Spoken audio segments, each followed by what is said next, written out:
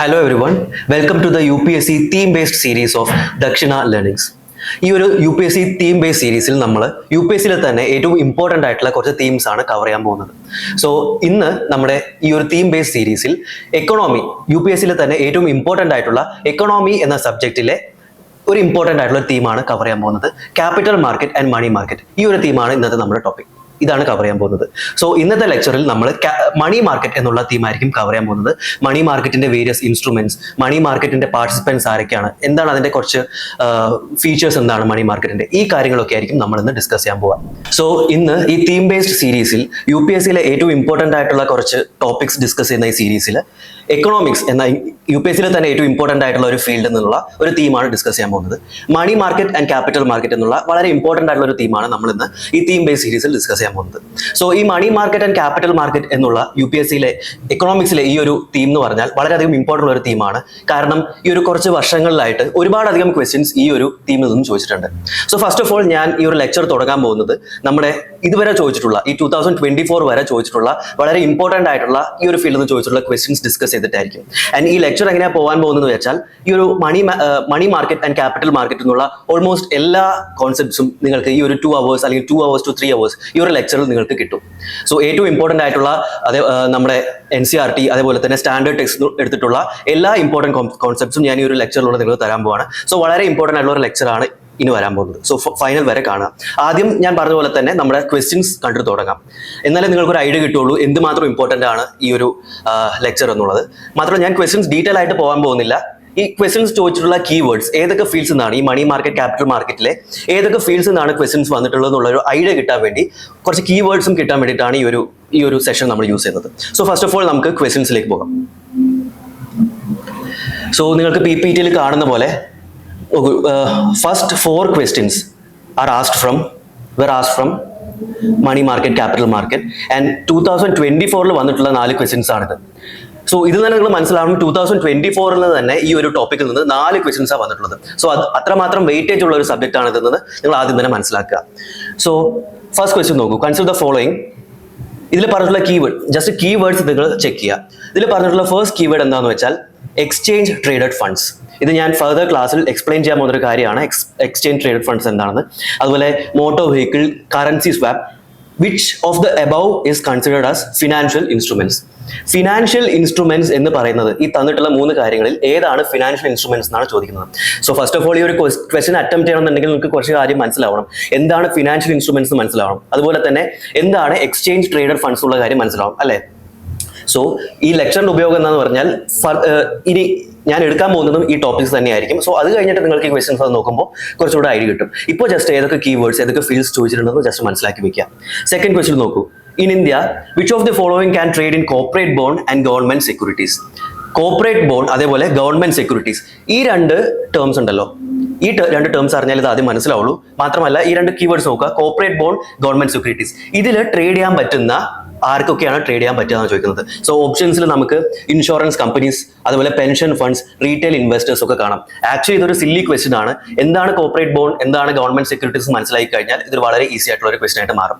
So അത് നമുക്ക് ഈ ക്ലാസ്സിൽ ഫൈനലി ആകുമ്പോഴത്തേക്കും മനസ്സിലാവും. സോ ജസ്റ്റ് ഈ ഒരു കീ ടേംസ് ഒക്കെ ജസ്റ്റ് ഓർത്ത് വയ്ക്കുക. നെക്സ്റ്റ് ക്വസ്റ്റ്യൻ 2024 തന്നെ ചോദിച്ചിട്ടുള്ള വേറൊരു ക്വസ്റ്റ്യൻ ആണ്. NBFCs, non banking financial companies, ആ ഒരു ടേം നോക്കുക. അതേപോലെ ഫോറിൻ ഇൻസ്റ്റിറ്റ്യൂഷണൽ ഇൻവെസ്റ്റേഴ്സ്, അതുപോലെ സ്റ്റോക്ക് എക്സ്ചേഞ്ചസ്. കണ്ടോ, ഏറ്റവും ഇതിൽ ശ്രദ്ധിക്കേണ്ട ഇങ്ങനത്തെ കീ ടേംസ് ആണ്. NBFCs ഉണ്ട് ഈ ഒരു ക്വസ്റ്റ്യൻ. അതേപോലെ liquid adjustment facility, foreign institutional investors, government securities, stock exchanges. ഇത്രയും കീ ടേംസ് ആണ് ഈ ഒരു ക്വസ്റ്റ്യൻ തന്നെ ചോദിച്ചിട്ടുള്ളത്.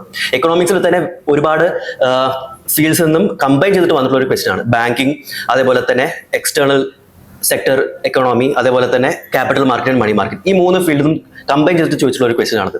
സോ ഇതൊക്കെ മനസ്സിലാവണം എന്നുണ്ടെങ്കിൽ ഈ ഒരു ലെക്ചർ ഫുൾ ആയിട്ട് കാണാം, എന്നിട്ട് തിരിച്ചു വന്ന് നോക്കുക ഈ ക്വസ്റ്റ്യൻസ് ഒക്കെ. അതുപോലെ നെക്സ്റ്റ് ക്വസ്റ്റ്യൻ ചോദിച്ചിട്ടുണ്ട്, എന്താ collateral borrowing and lending obligation ഏത് മാർക്കറ്റിലാണ്? നമ്മളിപ്പോൾ ക്യാപിറ്റൽ മാർക്കറ്റ് ആൻഡ് മണി മാർക്കറ്റിൽ ആണ് ഡിസ്കസ് ചെയ്യാൻ പോകുന്നത്. അതുപോലെ ഒരു 4 ടൈപ്സ് ഓഫ് മാർക്കറ്റ് കൊടുത്തിട്ടുണ്ട്. അതിൽ ഏതിൽ വരുന്ന ഒരു ഇൻസ്ട്രുമെന്റ് ആണ് collateral borrowing and lending obligation എന്നാണ് ചോദിച്ചിട്ടുള്ളത്. ഓക്കെ, സോ ഈ ലെക്ചർ ഫുൾ ആയിട്ട് കണ്ടാൽ നിങ്ങൾക്ക് അറ്റൻഡ് ചെയ്യാൻ പറ്റും. നെക്സ്റ്റ് വൺ, ഫിഫ്ത് ക്വസ്റ്റ്യൻ 2023 ചോദിച്ചിട്ടുള്ള ക്വസ്റ്റ്യൻ ആണ്. 2 ക്വസ്റ്റ്യൻ ആണ് 2023 ചോദിച്ചിട്ടുള്ളത്. ഇതിന് നിങ്ങൾക്ക് മനസ്സിലാവണം, കൺസിസ്റ്റന്റ് ആയിട്ട് 2024, 23, 22 എല്ലാ ഇയേഴ്സിലും ഈ ഒരു ഫീൽഡിൽ നിന്ന് മിനിമം നമുക്കൊരു 2 ക്വസ്റ്റൻസ് ഒക്കെ എക്സ്പെക്ട് ചെയ്യാൻ പറ്റുന്നുണ്ട്. സോ അത്രയും ഇമ്പോർട്ടൻ്റ് ആയിട്ടുള്ള ഒരു ക്വസ്റ്റൻ ആണ് ഒരു ഫീൽഡാണ് നമ്മുടെ capital market and money market. So 2023 ചോദിച്ചിട്ടുള്ള കീ ടേംസ് നോക്കുക. ഗവൺമെന്റ് ബോണ്ട് മാർക്കറ്റ്, അതുപോലെ call money market, treasury bill market, stock market. ഇതിൽ ഏതൊക്കെയാണ് ക്യാപിറ്റൽ മാർക്കറ്റിൽ ഇൻക്ലൂഡഡ് ആയിട്ടുള്ളത്? ഈ ലെക്ചർ കഴിയുമ്പോൾ നിങ്ങൾക്ക് ഇത് വളരെ സില്ലി ആയിട്ടുള്ള ഒരു ക്വസ്റ്റൻ ആയിട്ട് തോന്നും. ക്യാപിറ്റൽ മാർക്കറ്റിന്റെ വേരിയസ് ഇൻസ്ട്രുമെന്റ്സ് ഇതിൽ മെൻഷൻഡ് ആണ്. അത് ഏതാണെന്ന് ഞാൻ ഇപ്പോൾ പറയുന്നില്ല.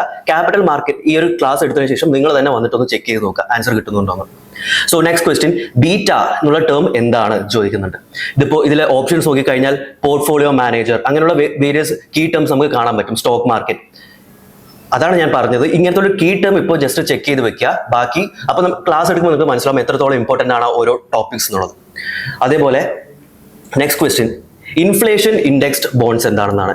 ഇൻഫ്ലേഷൻ ഇൻഡെക്സ് ബോണ്ട്, ഇത് അറ്റംപ്റ്റ് ചെയ്യണമെന്നുണ്ടെങ്കിൽ നിങ്ങൾക്ക് ഈ ക്യാപിറ്റൽ മാർക്കറ്റ്, മണി മാർക്കറ്റ് എന്നുള്ള ടോപ്പിക്, ഒപ്പം പബ്ലിക് ഫിനാൻസ്, ഇൻഫ്ലേഷൻ എന്താണെന്നുള്ള ഒരു ഐഡിയയും കൂടെ വേണം. സോ അങ്ങനെ കമ്പൈൻഡ് ആയിട്ടും ക്വസ്റ്റ്യൻസ് ചോദിക്കാം UPSC. ജസ്റ്റ് നോക്കി വെക്കുക. നെക്സ്റ്റ് ക്വസ്റ്റ്യൻ പറയുന്നത് ഇൻഡയറക്ട് ട്രാൻസ്ഫേഴ്സ്. ക്വസ്റ്റ്യൻ എങ്ങനെയാണെന്നുണ്ടെങ്കിലും ഓപ്ഷൻസ് മൊത്തം ക്യാപിറ്റൽ മാർക്കറ്റ്, മണി മാർക്കറ്റ് എന്നാണ് വന്നിട്ടുള്ളത്. FIIs, foreign direct investment, foreign portfolio investment, ഇതൊക്കെ അറിഞ്ഞാൽ മാത്രമേ അറ്റംപ്റ്റ് ചെയ്യാൻ പറ്റുള്ളൂ ഈ ഒരു ക്വസ്റ്റ്യൻ. നെക്സ്റ്റ് ക്വസ്റ്റ്യൻ നോക്കിക്കഴിഞ്ഞാൽ കൺവേർട്ടിബിൾ ബോൺസിനെ കുറിച്ചിട്ടുള്ളതാണ്. ബോൺസ് രണ്ടായിട്ട് ക്ലാസിഫൈ ചെയ്യാം, convertible bonds and non convertible bonds. So convertible ബോൺസിനെ കുറിച്ചൊരു ക്വസ്റ്റ്യൻ ചോദിച്ചിട്ടുണ്ട്. പിന്നെ government bond yields, government bond ഈൽഡ്സിനെ എന്തൊക്കെ ഫാക്ടേഴ്സ് ആണ് ഇൻഫ്ലുവൻസ് ചെയ്യുന്നത്, അങ്ങനെ ഒരു ക്വസ്റ്റ്യൻ ചോദിച്ചിട്ടുണ്ട്. സോ അത് മനസ്സിലാക്കണമെങ്കിൽ ആദ്യം ഗവൺമെന്റ് ബോണ്ട് ഈൽഡ് എന്താണെന്ന് മനസ്സിലാക്കണം, നോക്കാം. അതുപോലെ തന്നെ ഓപ്ഷൻസ് നോക്കിക്കഴിഞ്ഞാൽ ഇൻഫ്ലേഷൻ, അതുപോലെ short term interest rates, reserve bank of India, ഇങ്ങനെയുള്ള കുറെ കീ ടേംസ് ആണ് വരുന്നത്. സോ എല്ലാ ഫീൽഡിൽ നിന്നും കൂടെ കമ്പൈൻ ചെയ്തിട്ടുള്ള ക്വസ്റ്റ്യൻസ് ആണ് വരുന്നതെന്നും കൂടെ ഒന്ന് ചെക്ക് ചെയ്യുക. നെക്സ്റ്റ് വൺ, 2021 ചോദിച്ചിട്ടുള്ള ഒരു question, foreign currency convertible bond, അതുപോലെ FII. ഇപ്പൊ തന്നെ ഒരു 2-3 ടൈംസ് ഞാൻ FIIസിനെ കുറിച്ച് പറഞ്ഞു, ഫോറിൻ ഇൻസ്റ്റിറ്റ്യൂഷണൽ ഇൻവെസ്റ്റേഴ്സ്. അതുപോലെ ഗ്ലോബൽ ഡെപ്പോസിറ്ററി റെസിപ്റ്റ്സ്, GDR എന്ന് പറയും, ശ്രദ്ധിച്ചു വെക്കുക. ഈ ഒരു ടോപ്പിക്കും ഓർത്ത് വെക്കുക, ഗ്ലോബൽ ഡെപ്പോസിറ്ററി റെസിപ്റ്റ്സ്. അതുപോലെ നോൺ റെസിഡന്റ് എക്സ്റ്റേണൽ ഡെപ്പോസിറ്റ്സ്, ഇതൊക്കെ ഞാൻ എടുക്കാൻ പോകുന്ന ടോപ്പിക്സ് തന്നെയാണ്. അതിനെക്കുറിച്ചൊരു ക്വസ്റ്റ്യൻ ചോദിച്ചിട്ടുണ്ട്. Which of the above can be included in foreign direct investments, FDI. അതിന് ബേസ് ആയിട്ടുള്ള ഒരു ക്വസ്റ്റ്യൻ ആണ്. FDIയിൽ ഉൾപ്പെടുന്നത് ഏതൊക്കെ സംഭവങ്ങളാണെന്നാണ് ഈ ഒരു ക്വസ്റ്റ്യൻ ചോദിച്ചിട്ടുള്ളത്. നെക്സ്റ്റ് ക്വസ്റ്റ്യൻ നോക്കുകയാണെന്നുണ്ടെങ്കിൽ ട്രഷറി ബിൽസിനെ കുറിച്ചുള്ള ഒരു ക്വസ്റ്റ്യൻ ആണ്. സ്റ്റേറ്റ്മെന്റ്സിൽ ട്രഷറി ബിൽ, അതുപോലെ ഗവൺമെന്റ് ബോണ്ട്സ്, അതുപോലെ നെഗോഷിയേറ്റഡ് ഡീലിംഗ് സിസ്റ്റം, അതേപോലെ സെൻട്രൽ ഡെപ്പോസിറ്ററി സർവീസസ്, ഡെപ്പോസിറ്ററിയുടെ അണ്ടറിൽ വരുന്ന ഒരു ടോപ്പിക്കാണ്. അതേപോലെ ഈ സംഭവങ്ങളൊക്കെ ഉൾപ്പെടുത്തിയിട്ടുള്ള ഒരു ക്വസ്റ്റ്യൻ ആണ് 2021 ചോദിച്ചിട്ടുള്ളത്. നെക്സ്റ്റ് വൺ നോക്കുകയാണെന്നുണ്ടെങ്കിൽ commercial papers, certificate of deposit, CDs, അതുപോലെ call money, zero coupon bonds, ഇതൊക്കെ ഡിസ്കസ് ചെയ്യാൻ പോകുന്ന ടോപ്പിക്സ് ആണ്. ഇതെല്ലാം വെച്ചിട്ടുള്ള ഒരു ക്വസ്റ്റ്യൻ ആണ് നെക്സ്റ്റ് ക്വസ്റ്റ്യൻ ആയിട്ട് ചോദിച്ചിട്ടുള്ളത്. അതേപോലെ നോക്കുകയാണെങ്കിൽ വീണ്ടും FDIs ഒരുപാട് തവണ ഞാൻ ഇപ്പോൾ തന്നെ റിപ്പീറ്റ് ചെയ്തു. FDIs വീണ്ടും ഒരു ക്വസ്റ്റ്യൻ ഉണ്ട്.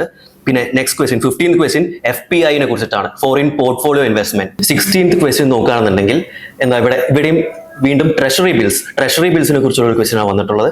അതുപോലെ തന്നെ തേർഡ് സ്റ്റേറ്റ്മെന്റിലും ട്രഷറി ബിൽസ്, ഇവിടുത്തെ കീ ടേം എന്താണ്, ട്രഷറി ബിൽ. സോ ട്രഷറി ബിൽസിനെ കുറിച്ച് ഇപ്പോൾ ഒരു 2-3 ക്വസ്റ്റ്യൻസ് ഞാൻ പറഞ്ഞു. ട്രഷറി ബിൽസ് എന്നുള്ള ഫീൽഡ്സ് നിന്നും ക്വസ്റ്റ്യൻ വരുന്നുണ്ട്. Next question, sovereign gold bond സ്കീമിനെ കുറിച്ച് ഒരു ക്വസ്റ്റ്യൻ ചോദിച്ചിട്ടുണ്ട്. അതുപോലെ തന്നെ മസാല ബോണ്ട്സ്, അത് അപ്പോഴത്തെ ഒരു കറണ്ട് അഫയർ ആയിരുന്നു. സോ മസാല ബോണ്ട്സ് എന്നുള്ള ടോപ്പിക്കിന് ഒരു ക്വസ്റ്റ്യൻ വന്നിട്ടുണ്ട്. നെക്സ്റ്റ്, വെഞ്ചർ ക്യാപിറ്റൽ എന്ന് പറഞ്ഞാൽ എന്താണ്, വെഞ്ചർ ക്യാപിറ്റൽ എന്നുള്ള ഒരു ക്വസ്റ്റ്യൻ വന്നിട്ടുണ്ട്. അതും നമ്മൾ ഡിസ്കസ് ചെയ്യുന്ന ഒരു ടോപ്പിക്കാണ്. സോ വെഞ്ചർ ക്യാപിറ്റൽ എന്ന് പറഞ്ഞാൽ എന്താണ് എന്നുള്ള രീതിയിലാണ് ക്വസ്റ്റ്യൻ വന്നിട്ടുള്ളത്. അതുപോലെ തന്നെ നെക്സ്റ്റ് ക്വസ്റ്റ്യൻ നോക്കുകയാണെങ്കിൽ വീണ്ടും FDIs, കണ്ടോ എന്തുമാത്രം ഇമ്പോർട്ടൻ്റ് ആണ് FDI എന്നുള്ളത് മനസ്സിലാക്കുക. സോ FDI വീണ്ടും ചോദിച്ചിട്ടുണ്ട്. 21st ക്വസ്റ്റ്യൻ അഗെയിൻ FDI, അതുപോലെ FII റിലേറ്റഡ് ആണ്. So 22nd question, bear. എന്താണ് ബെയർ എന്ന് പറഞ്ഞാൽ ഉദ്ദേശിക്കുന്നത്? ഇപ്പോൾ സ്റ്റോക്ക് മാർക്കറ്റിൽ ബെയർ, ബുൾ എന്നൊക്കെ പറഞ്ഞിട്ട് ഓരോ ടേംസ് ഉണ്ട്. ഇതെന്താണ് ഉദ്ദേശിക്കുന്നത്? സ്റ്റോക്ക് മാർക്കറ്റ് എന്നൊരു ക്വസ്റ്റ്യൻ വന്നിട്ടുണ്ട്. അതുപോലെ തന്നെ 23rd question is participatory notes base ആയിട്ടുള്ള ഒരു ക്വസ്റ്റ്യൻ ആണ്. പാർട്ടിസിപ്പേറ്ററി നോട്ട്സ്, P നോട്ട്സ്, അതെന്താണെന്നുള്ള രീതിയിൽ ഒരു ക്വസ്റ്റ്യൻ വന്നിട്ടുണ്ട്. അതുപോലെ ഗിൽട്ട് എഡ്ജ്ഡ് മാർക്കറ്റ് എന്ന് പറഞ്ഞാൽ എന്താണ്? അത് സിംപ്ലി ഗവൺമെന്റ് സെക്യൂരിറ്റീസിനെ വിളിക്കുന്ന വേറൊരു പേരാണ്. അതെന്താണെന്ന് ചോദിച്ചിട്ടുണ്ട്. And last one, 25th one, debenture holder, അത് ബേസ്ഡ് ആയിട്ട് ഒരു ക്വസ്റ്റ്യൻ വന്നത്. ഡിബെഞ്ചർ ബോണ്ട് എന്നൊക്കെ പറയുന്നത് നമ്മൾ ഡിസ്കസ് ചെയ്യാൻ പോകുന്ന ഓരോ ഇൻസ്ട്രുമെന്റ്സ് ആണ്. ഡിബെഞ്ചർ ബേസ്ഡ് ആയിട്ടുള്ള ഒരു ക്വസ്റ്റ്യനും വന്നിട്ടുണ്ട്. സോ നോക്കിക്കഴിഞ്ഞാൽ ഓൾമോസ്റ്റ് 25 ക്വസ്റ്റ്യൻസ് ആണ് ഈ ഒരു ഷോർട്ട് ടേമിൽ ഈ ഒരു ഫീൽഡിൽ നിന്ന്, capital market and money market എന്നുള്ള ഫീൽഡിൽ ചോദിച്ചിട്ടുള്ളത്. നിങ്ങൾക്ക് ഞാൻ ഇപ്പോൾ പറയാതെ തന്നെ മനസ്സിലായിട്ടുണ്ടാവും എന്തുമാത്രം ഇമ്പോർട്ടൻ്റ് ആണ് ഈ ഒരു ടോപ്പിക് എന്ന്. സോ നമ്മൾ ഏകദേശം ഈ ക്വസ്റ്റ്യൻസ് എല്ലാം നോക്കിക്കഴിഞ്ഞു. നിങ്ങൾക്ക് ഏകദേശം ഏതൊക്കെ കീവേഡ്സ്, എവിടെ നോക്കിയാൽ ക്വസ്റ്റ്യൻസ് ഈ ലെക്ചറിൽ നിന്ന് വരാൻ പോകുന്നു എന്നുള്ള ഒരു ഐഡിയ കിട്ടിയിട്ടാണെന്ന് വിശ്വസിക്കുന്നു. സോ നമുക്ക് ഡയറക്റ്റ്ലി നമ്മുടെ ടോപ്പിക്കിലേക്ക് ഇനി പോവാം. സോ നമ്മുടെ theme money market and capital market ആണല്ലോ. സോ ഫർദർ നമ്മൾ അതിൽ കൂടുതൽ ഡീറ്റെയിൽസ് ഡിസ്കസ് ചെയ്യുന്നതിന് മുമ്പ് ഈ മണി മാർക്കറ്റ്, ക്യാപിറ്റൽ മാർക്കറ്റ് എന്താണെന്ന് അറിഞ്ഞിരിക്കേണ്ട ഒരു ഇമ്പോർട്ടൻ്റ് ആയിട്ടുള്ള ഒരു കാര്യമാണ്. സോ ഈ money market and capital market എന്താണെന്ന് ആദ്യം മനസ്സിലാക്കണം. ഈ money market and capital market എന്ന് പറയുന്നത് ഒരു ഫിനാൻഷ്യൽ മാർക്കറ്റ് എന്നുള്ളൊരു ബ്രോഡർ ഹെഡിങ്ങിന്റെ അണ്ടറിൽ വരുന്ന രണ്ട് സബ് ക്ലാസിഫിക്കേഷൻസ് ആണെന്ത് മണി മാർക്കറ്റ്, ക്യാപിറ്റൽ മാർക്കറ്റ് എന്നുള്ളത്. അത് മനസ്സിലാവുന്നുണ്ടല്ലോ. സോ ഫിനാൻഷ്യൽ മാർക്കറ്റിന്റെ അണ്ടറിൽ വരുന്ന രണ്ട് ക്ലാസിഫിക്കേഷൻസ് ആണ് മണി മാർക്കറ്റ് അതുപോലെ തന്നെ capital market. So first of all എന്താണ് ഫിനാൻഷ്യൽ മാർക്കറ്റ് എന്നുള്ളത് മനസ്സിലാവണം. സോ മാർക്കറ്റിൽ എന്താ സംഭവിക്കുന്നത്? മാർക്കറ്റിൽ ആക്ച്വലി നമ്മൾ സംഭവങ്ങൾ ബൈ ചെയ്യും, അതേപോലെ സെൽ ചെയ്യും. ഇതാണ് മാർക്കറ്റിൽ നടക്കുന്നത്. സോ ഫിനാൻഷ്യൽ മാർക്കറ്റ് എന്ന് പറയുന്നത് എന്തായിരിക്കും? സംതിങ് റിലേറ്റഡ് ടു ഫിനാൻസ്, മണി അല്ലെ, പൈസ റിലേറ്റഡ് ആയിട്ടുള്ള ഐറ്റംസ് സെല് ചെയ്യാനും വാങ്ങാനും യൂസ് ചെയ്യുന്ന ഒരു എന്താ സ്പേസ് ആണ് നമുക്ക് ഫിനാൻഷ്യൽ മാർക്കറ്റ് എന്ന് ജനറലി നമുക്ക് പറയാൻ പറ്റും. മനസ്സിലായോ? സാധാരണ മാർക്കറ്റ് പോലെ തന്നെ, പക്ഷെ ഇവിടെ ഫിനാൻഷ്യൽ ഇൻസ്ട്രുമെന്റ്സ് ആയിരിക്കും ബൈ ചെയ്യുന്നതും സെല് ചെയ്യുന്നതും, അതായത് പർച്ചേസ് ചെയ്യുന്നതും അതുപോലെ വിൽക്കുന്നതും ഒക്കെ. മനസ്സിലായോ? സോ ഫിനാൻഷ്യൽ ഇൻസ്ട്രുമെന്റ്സ് ബൈ ചെയ്യാനും സെല് ചെയ്യാനും യൂസ് ചെയ്യുന്ന ഒരു സ്പേസ് ആണ് എന്ത് financial market. So financial instruments പറഞ്ഞാൽ ഒന്നുമില്ല, സിമ്പിൾ ആയിട്ടുള്ള ഓരോ കാര്യങ്ങൾ തന്നെയാണ്. ഇപ്പോൾ സെക്യൂരിറ്റീസ്, ബോണ്ട്സ്, അതുപോലെ തന്നെ എന്താ ഷെയർസ്, ഇങ്ങനെയൊക്കെ കേട്ട് കാണല്ലോ ഓരോ ടേംസ്. ഇതിനെ നമുക്ക് ജനറലി ഫിനാൻഷ്യൽ ഇൻസ്ട്രുമെന്റ്സ് എന്ന് പറയാം. ഫിനാൻഷ്യൽ ഇൻസ്ട്രുമെന്റ്സ് പറഞ്ഞാൽ സിംപ്ലി കുറച്ച് ഇൻസ്ട്രുമെന്റ്സ്, അത് നമുക്ക് ഈ മാർക്കറ്റിൽ വിറ്റ് നമുക്ക് കുറച്ച് പൈസ കിട്ടാം. അങ്ങനത്തെ കുറച്ച് സംഭവങ്ങളാണ് ഈ ഫിനാൻഷ്യൽ ഇൻസ്ട്രുമെന്റ്സ് പറഞ്ഞാൽ. ഒരു എക്സാമ്പിൾ ആണ് നമ്മുടെ ഈ സെക്യൂരിറ്റി അല്ലെങ്കിൽ ബോണ്ട് എന്നൊക്കെ പറഞ്ഞാൽ. ഓക്കെ, സെക്യൂരിറ്റീസ്, ഈ ഒരു ഡോക്യുമെന്റ് ആണ് സെക്യൂരിറ്റീസ് എന്ന് വിചാരിക്കുക. സെക്യൂരിറ്റീസ് ആൻഡ് ഈ സെക്യൂരിറ്റീസിന് ഒരു വാല്യൂ കാണും. വാല്യൂ ഓഫ് സെക്യൂരിറ്റി ഇപ്പോൾ ഒരു 1 lakh rupees ആണെന്ന് വിചാരിക്കുക. ഇത് നമ്മൾ മാർക്കറ്റിൽ വിൽക്കുന്നു ആൻഡ് നമുക്ക് അതിന് ഈക്വൽ ആയിട്ടുള്ള വാല്യൂ, അതായത് 1 lakh rupees കിട്ടുന്നു. ഇതൊരു ഫിനാൻഷ്യൽ ഇൻസ്ട്രുമെന്റ് ആണ് ഈ സെക്യൂരിറ്റി. ആൻഡ് ഇപ്പോൾ ഒരു ഫിനാൻഷ്യൽ ഇൻസ്ട്രുമെന്റിൽ ഒരു ട്രാൻസാക്ഷൻ നടന്നു പറയാം. നമ്മുടെ സെക്യൂരിറ്റി ഒരാൾക്ക് കൊടുത്തു ആൻഡ് ആ ആള് നമുക്ക് വേണ്ടിയിട്ട് ആ സെക്യൂരിറ്റിയുടെ വാല്യൂ എന്താണോ ആ വാല്യൂ നമുക്ക് തന്നു. സോ ഒരു ഫിനാൻഷ്യൽ ട്രാൻസാക്ഷൻ നടന്നു ആൻഡ് ഫിനാൻഷ്യൽ ഇൻസ്ട്രുമെന്റ് ഇൻക്ലൂഡഡ് ആയിട്ടുള്ള ഒരു ട്രാൻസാക്ഷൻ ആണ് ഇവിടെ നടന്നിട്ടുള്ളത്. ഇത് മനസ്സിലായോ? സോ സിംപ്ലി പറയുകയാണെങ്കിൽ ഇതാണ് ഫിനാൻഷ്യൽ ഇൻസ്ട്രുമെന്റ്, സെക്യൂരിറ്റി, ബോൺസ്, അതുപോലെ തന്നെ ഷെയർസ്, ഇങ്ങനെ പറയുന്ന കാര്യങ്ങൾ. സോ ഞാനിപ്പോൾ ഇത് പറയാൻ കാരണം ഫിനാൻഷ്യൽ മാർക്കറ്റ് എന്ന് പറഞ്ഞാൽ എന്താ? ഫിനാൻഷ്യൽ മാർക്കറ്റ് എന്ന് പറഞ്ഞാൽ എന്താണ്? ഈ ഇങ്ങനത്തെ ഫിനാൻഷ്യൽ ഇൻസ്ട്രുമെന്റ്സ് പർച്ചേസ് ചെയ്യാനും അതുപോലെ സെല് ചെയ്യാനും ഒക്കെ ഉള്ള ഒരു മാർക്കറ്റാണ് ഫിനാൻഷ്യൽ മാർക്കറ്റ്. അതിന്റെ രണ്ട് ക്ലാസിഫിക്കേഷൻ ആണ് മണി മാർക്കറ്റ് അതുപോലെ തന്നെ എന്താ ക്യാപിറ്റൽ മാർക്കറ്റ് എന്നുള്ള കാര്യം ഞാൻ പറഞ്ഞിട്ടുണ്ടായിരുന്നു. സോ എന്താണ് ഇതിന്റെ ഡിഫറൻസ്? എന്താണ് മണി മാർക്കറ്റ്, എന്താണ് ക്യാപിറ്റൽ മാർക്കറ്റ്, എന്തിനാണ് ഇങ്ങനെ ഒരു ക്ലാസിഫിക്കേഷൻ വേണ്ടി വരുന്നത് എന്നുള്ളൊരു കാര്യം നമുക്ക് നോക്കാം. ഇപ്പോൾ ഒരു എക്സാമ്പിൾ പറയുകയാണെന്നുണ്ടെങ്കിൽ, ഇപ്പോൾ സാധാരണ ഒരു മാർക്കറ്റിന്റെ കേസിൽ എടുക്കുകയാണെന്നുണ്ടെങ്കിൽ നമ്മൾ എല്ലാ കാര്യങ്ങൾക്കും വേണ്ടി ഒരു പർട്ടിക്കുലർ മാർക്കറ്റിലല്ല പോവുക. ഇപ്പോൾ നമ്മൾ വെജിറ്റബിൾസ് വാങ്ങണമെന്നുണ്ടെങ്കിൽ എവിടെ പോകും? വെജിറ്റബിൾ മാർക്കറ്റിൽ പോകും. അതുപോലെ ഇപ്പോൾ നമുക്ക് ഒരു സ്റ്റേഷനറി ഐറ്റം വാങ്ങണമെന്നുണ്ടെങ്കിൽ സ്റ്റേഷനറി മാർക്കറ്റിൽ പോകും അല്ലെ. ഓരോ ആവശ്യങ്ങൾക്ക് വേണ്ടി നമ്മൾ ഓരോ മാർക്കറ്റിനെയാണ് അപ്രോച്ച് ചെയ്യുക. സിമിലർലി ഫിനാൻഷ്യൽ മാർക്കറ്റിന്റെയും കാര്യത്തിൽ അങ്ങനെ തന്നെയാണ്. ഓരോ ആവശ്യങ്ങൾക്ക് വേണ്ടി നമ്മൾ ഓരോ മാർക്കറ്റിലാണ് അപ്രോച്ച് ചെയ്യുക. ഇപ്പോൾ ഫിനാൻഷ്യൽ മാർക്കറ്റിന്റെ കേസിൽ ഇപ്പോൾ ഞാനൊരു കണ്ടീഷൻ പറയാം, നോക്കിക്കോളൂ. അതായത് ഇപ്പോൾ എനിക്കൊരു കമ്പനി ഉണ്ട്, കമ്പനി എ എന്ന് വിചാരിക്കുക. ഇതാണ് എൻ്റെ കമ്പനി എ. എൻ്റെ കമ്പനിക്ക് പെട്ടെന്ന് ഒരു ഫിനാൻഷ്യൽ നീഡ് ഉണ്ടായി. എൻ്റെ കമ്പനിയിലെ എംപ്ലോയീസിന് എല്ലാവർക്കും വേണ്ടിയിട്ട് സാലറി കൊടുക്കണം എന്ന് വിചാരിക്കുക. സാലറി എൻ്റെ എംപ്ലോയീസിന് എല്ലാവർക്കും കൊടുക്കണം. അപ്പോൾ ഞാൻ ഈ സാലറി കൊടുക്കാനായിട്ട് ഫണ്ട് സോഴ്സ് ചെയ്ത് എവിടെ നിന്നാന്ന് വിചാരിച്ചാൽ, ഞാൻ എൻ്റെ കമ്പനിയുടെ പ്രൊഡക്റ്റ് എല്ലാം ഞാൻ ഒരു എൻറ്റിറ്റിക്ക് വിറ്റു വിചാരിക്കുക, വേറൊരു കമ്പനിക്ക് വിറ്റു. ആൻഡ് അവർ പ്രോമിസ് ചെയ്തിട്ടുണ്ടായിരുന്നു നമുക്ക് അതിൻ്റെ ഒരു എമൗണ്ട് തിരിച്ചു തരാമെന്ന് അവർ പറഞ്ഞിട്ടുണ്ടായിരുന്നു. സോ ആ ഒരു ഫണ്ട് സോഴ്സ് ചെയ്തിട്ടാണ് ഞാൻ എംപ്ലോയീസിന് സാലറി കൊടുക്കാമെന്ന് വിചാരിച്ചതെന്ന് വിചാരിക്കുക. പക്ഷേ എന്താ സംഭവിച്ചതെന്ന് പറഞ്ഞാൽ, ഈ ഒരു എൻറ്റിറ്റി, ഈ ഒരു കമ്പനി എനിക്ക് പൈസ ഇപ്പം എടുക്കാനില്ല. ഒരു 3 monthsന് ശേഷമൊക്കെ ഒരു 3 monthsന് ശേഷമൊക്കെയാണ് എനിക്ക് പൈസ തരാൻ പറ്റുള്ളൂ എന്നുള്ള കാര്യം അവർ പറഞ്ഞു എന്ന് വിചാരിക്കാം. അങ്ങനെയാണെന്നുണ്ടെങ്കിൽ എന്ത് സംഭവിക്കും? എനിക്ക് എംപ്ലോയീസിനൊന്നും പൈസ കൊടുക്കാനുള്ള ഒരു ഓപ്പർച്യൂണിറ്റി ഇല്ല. ആൻഡ് 3 monthsന് ശേഷമേ എനിക്ക് പൈസ കൊടുക്കാൻ പറ്റുള്ളൂ എന്ന് വിചാരിക്കാം. സോ ആ ഒരു 3 months, ആ ഒരു ഷോർട്ട് പീരീഡിലേക്ക് എനിക്ക് കുറച്ച് പൈസ ആവശ്യമുണ്ട് അല്ലേ. എൻ്റെ കമ്പനിയുടെ ഫണ്ട് മിസ്മാച്ചസ് ഒക്കെ അല്ലേ എനിക്ക് ഫണ്ട് ചെയ്യാൻ വേണ്ടിയിട്ട് കുറച്ച് പൈസ ആവശ്യമുണ്ട് ഈ 3 മാസത്തേക്ക് അല്ലേ. സോ ഞാൻ അത് സോഴ്സ് ചെയ്യുന്നത് എവിടെ നിന്നായിരിക്കും? എനിക്ക് സോഴ്സ് ചെയ്യാനുള്ള ഒരു ഓപ്പർച്യൂണിറ്റി തരുന്നത് എവിടെ ആയിരിക്കും ചോദിച്ചാൽ, അത് മണി മാർക്കറ്റിൽ നിന്നായിരിക്കും. ഓക്കെ, മണി മാർക്കറ്റ് എന്ന് പറഞ്ഞാൽ സിംപ്ലി ഷോർട്ട് ടേമിന് വേണ്ടിയിട്ടുള്ള ഫണ്ട് മിസ്മാച്ചസ് നമുക്ക് ഫണ്ട് ചെയ്യാൻ വേണ്ടി അല്ലെങ്കിൽ സോഴ്സ് ചെയ്യാൻ വേണ്ടി നമ്മൾ യൂസ് ചെയ്യുന്ന ഒരു മാർക്കറ്റാണ് മണി മാർക്കറ്റ്. അവിടെ ഷോർട്ട് ടേം ഫണ്ട്സ് നമുക്ക് റേസ് ചെയ്യാൻ പറ്റും. ഇവിടെ ഇപ്പോൾ 3 months അതൊരു ഷോർട്ട് ടേം ഫണ്ടാണ് അല്ലെ. 3 മാസത്തേക്ക് എനിക്ക് ഫണ്ട് കിട്ടിയാൽ മതി. സോ മണി മാർക്കറ്റിൽ ഞാൻ അപ്രോച്ച് ചെയ്യും. ആൻഡ് മണി മാർക്കറ്റിൽ നിന്ന് ഏതെങ്കിലും ഒരു ഇൻസ്ട്രുമെന്റ് വഴി, ഇപ്പോൾ സെക്യൂരിറ്റി ആയിക്കോട്ടെ, സെക്യൂരിറ്റി ഞാൻ ഓൾറെഡി ഇൻട്രൊഡ്യൂസ് ചെയ്ത ഒരു ടേം സെക്യൂരിറ്റി എന്നുള്ളത്. സോ സെക്യൂരിറ്റി, ബോണ്ട്സ് അതുപോലുള്ള ഏതെങ്കിലും ഒരു ഇൻസ്ട്രുമെന്റ് വഴി എനിക്ക് ഇപ്പോൾ ഒരു 1 lakh rupees ആണ് എനിക്ക് വേണ്ടത്, സാലറി കൊടുക്കാൻ 1 lakh rupees ആണ് വേണ്ടതെന്ന് വിചാരിക്കുക. സോ ആ ഒരു 1 lakh rupees എനിക്ക് മണി മാർക്കറ്റിൽ നിന്ന് സോഴ്സ് ചെയ്യാൻ പറ്റും. ആൻഡ് ആഫ്റ്റർ 3 months എനിക്ക് എനിക്ക് വേണ്ട 1 lakh rupees തരും. സോ ഈ 1 lakh rupees എനിക്ക് തിരിച്ച് ഈ മണി മാർക്കറ്റിൽ നിന്ന് തന്നെ കൊടുക്കാൻ പറ്റും. മനസ്സിലായോ? സോ ഒരു ഷോർട്ട് ടേം പീരീഡിന് വേണ്ടി എനിക്ക് ഫണ്ട് സോഴ്സ് ചെയ്യാൻ പറ്റി. ഇത് മനസ്സിലായോ? ഇതാണ് ആക്ച്വലി മണി മാർക്കറ്റ് ട്രാൻസാക്ഷൻസ് പറഞ്ഞാൽ. ഒരു ഷോർട്ട് ടേമിന് വേണ്ടി ഫണ്ട് സോഴ്സ് ചെയ്യാൻ യൂസ് ചെയ്യുന്ന മാർക്കറ്റാണ് എന്ത്? Money market. സോ ഈ ഷോർട്ട് ടേം എന്ന് പറയുമ്പോൾ usually 1 year or less, maximum 364 days അതുവരെയുള്ള ഫണ്ട് മിസ്മാച്ചസ് നമുക്ക് സോഴ്സ് ചെയ്യാൻ വേണ്ടിയിട്ടാണ് നമ്മൾ മണി മാർക്കറ്റ് ട്രാൻസാക്ഷൻസ് യൂസ് ചെയ്യുക. ഇത് മനസ്സിലായെന്ന് വിചാരിക്കുന്നു. സോ മണി മാർക്കറ്റ് കുറച്ച് ക്ലിയർ ആയിരിക്കും നിങ്ങൾക്കിനി. ഇനി ക്യാപിറ്റൽ മാർക്കറ്റ് എന്താണെന്ന് ഇതേപോലെ ഒരു എക്സാമ്പിളോടെ ഞാൻ പറഞ്ഞുതരാം. സോ സെയിം കമ്പനി എ, എൻ്റെ കമ്പനി എ വിചാരിക്കുക, കമ്പനി എ. ഞാൻ ഈ കമ്പനി എക്ക് വേറൊരു രീതിയിലുള്ള ഒരു ഫണ്ടാണ് ആവശ്യമുള്ളത്. ഇപ്പോൾ കമ്പനി എ അത്യാവശ്യം പ്രോഫിറ്റബിൾ ആയിട്ട് റൺ ചെയ്യുന്ന ഒരു കമ്പനിയാണെന്ന് വിചാരിക്കുക. ആൻഡ് എനിക്ക് വേറൊരു ബ്രാഞ്ച്, കമ്പനി എയുടെ വേറൊരു ബ്രാഞ്ച് തുടങ്ങണം എന്ന് വിചാരിക്കുക. കമ്പനി എ വേറൊരു സ്ഥലത്ത് ഒരു ബ്രാഞ്ച് തുടങ്ങി, ഒരു ചെറിയ ബ്രാഞ്ച് തുടങ്ങി. എനിക്ക് എന്താണ്? പൈസ ആവശ്യമില്ലേ? ഈ ഒരു ബ്രാഞ്ച് തുടങ്ങാനായിട്ട് കുറച്ചധികം പൈസ ആവശ്യം വരും. സോ ആൻഡ് മാക്സിമം ഒരു എമൗണ്ട് എടുക്കും. അപ്പോൾ 50 lakhs rupees ഒക്കെയാണ് നമുക്ക് വേണ്ടി വരുന്ന ഒരു എമൗണ്ട് എന്ന് വിചാരിക്കാം.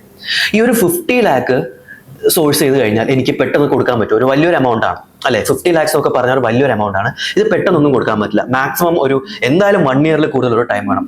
സോ ഒരു 3 years അല്ലെങ്കിൽ 5 yearsന് വേണ്ടിയിട്ടാണ് ഈ ഒരു ഫണ്ട് ഞാൻ സോഴ്സ് ചെയ്തതെന്ന് വിചാരിക്കാം. അങ്ങനെയാണെന്നുണ്ടെങ്കിൽ നമ്മളപ്പോൾ അപ്രോച്ച് ചെയ്യുന്ന മാർക്കറ്റ് ഏതായിരിക്കും? അതാണ് ക്യാപിറ്റൽ മാർക്കറ്റ്. അതായത് 1 yearനേക്കാളും കൂടുതൽ ടൈമിലേക്കാണ് ഒരു ലോങ് ടേം അല്ലെങ്കിൽ medium to long term funds source ചെയ്യാനാണ് നമുക്ക് താല്പര്യമെങ്കിൽ വിൽ അപ്രോച്ച് ക്യാപിറ്റൽ മാർക്കറ്റ്. മനസ്സിലായോ? സോ ക്യാപിറ്റൽ മാർക്കറ്റ് എന്താണ്? അവിടുത്തെ ട്രാൻസാക്ഷൻസ് എങ്ങനെയായിരിക്കും? മോർ ദാൻ 1 year ടേമിലേക്കുള്ള ഒരു ലോങ് ടേം അല്ലെങ്കിൽ medium to long term transactions ആയിരിക്കും ഇവിടെ നടക്കുക, ക്യാപിറ്റൽ മാർക്കറ്റിൽ നടക്കുക. സോ പ്രട്ടി ക്ലിയർ ആണെന്നാണ് എൻ്റെ വിശ്വാസം. മണി മാർക്കറ്റ് ആകുമ്പോൾ അവിടെ ഷോർട്ട് ടേം ട്രാൻസാക്ഷൻസും ക്യാപിറ്റൽ മാർക്കറ്റ് ആകുമ്പോൾ അവിടെ ലോങ് ടേം ട്രാൻസാക്ഷൻസും ആയിരിക്കും നടക്കുക. സോ ഫിനാൻഷ്യൽ ഇൻസ്ട്രുമെന്റ്സ് എന്താണ്? ഞാൻ ഓൾറെഡി നിങ്ങൾക്ക് നേരത്തെ ഒരു ഐഡിയ തന്നിട്ടുണ്ടായിരുന്നു ഫിനാൻഷ്യൽ ഇൻസ്ട്രുമെന്റ്സ് എന്താണെന്നുള്ളത്.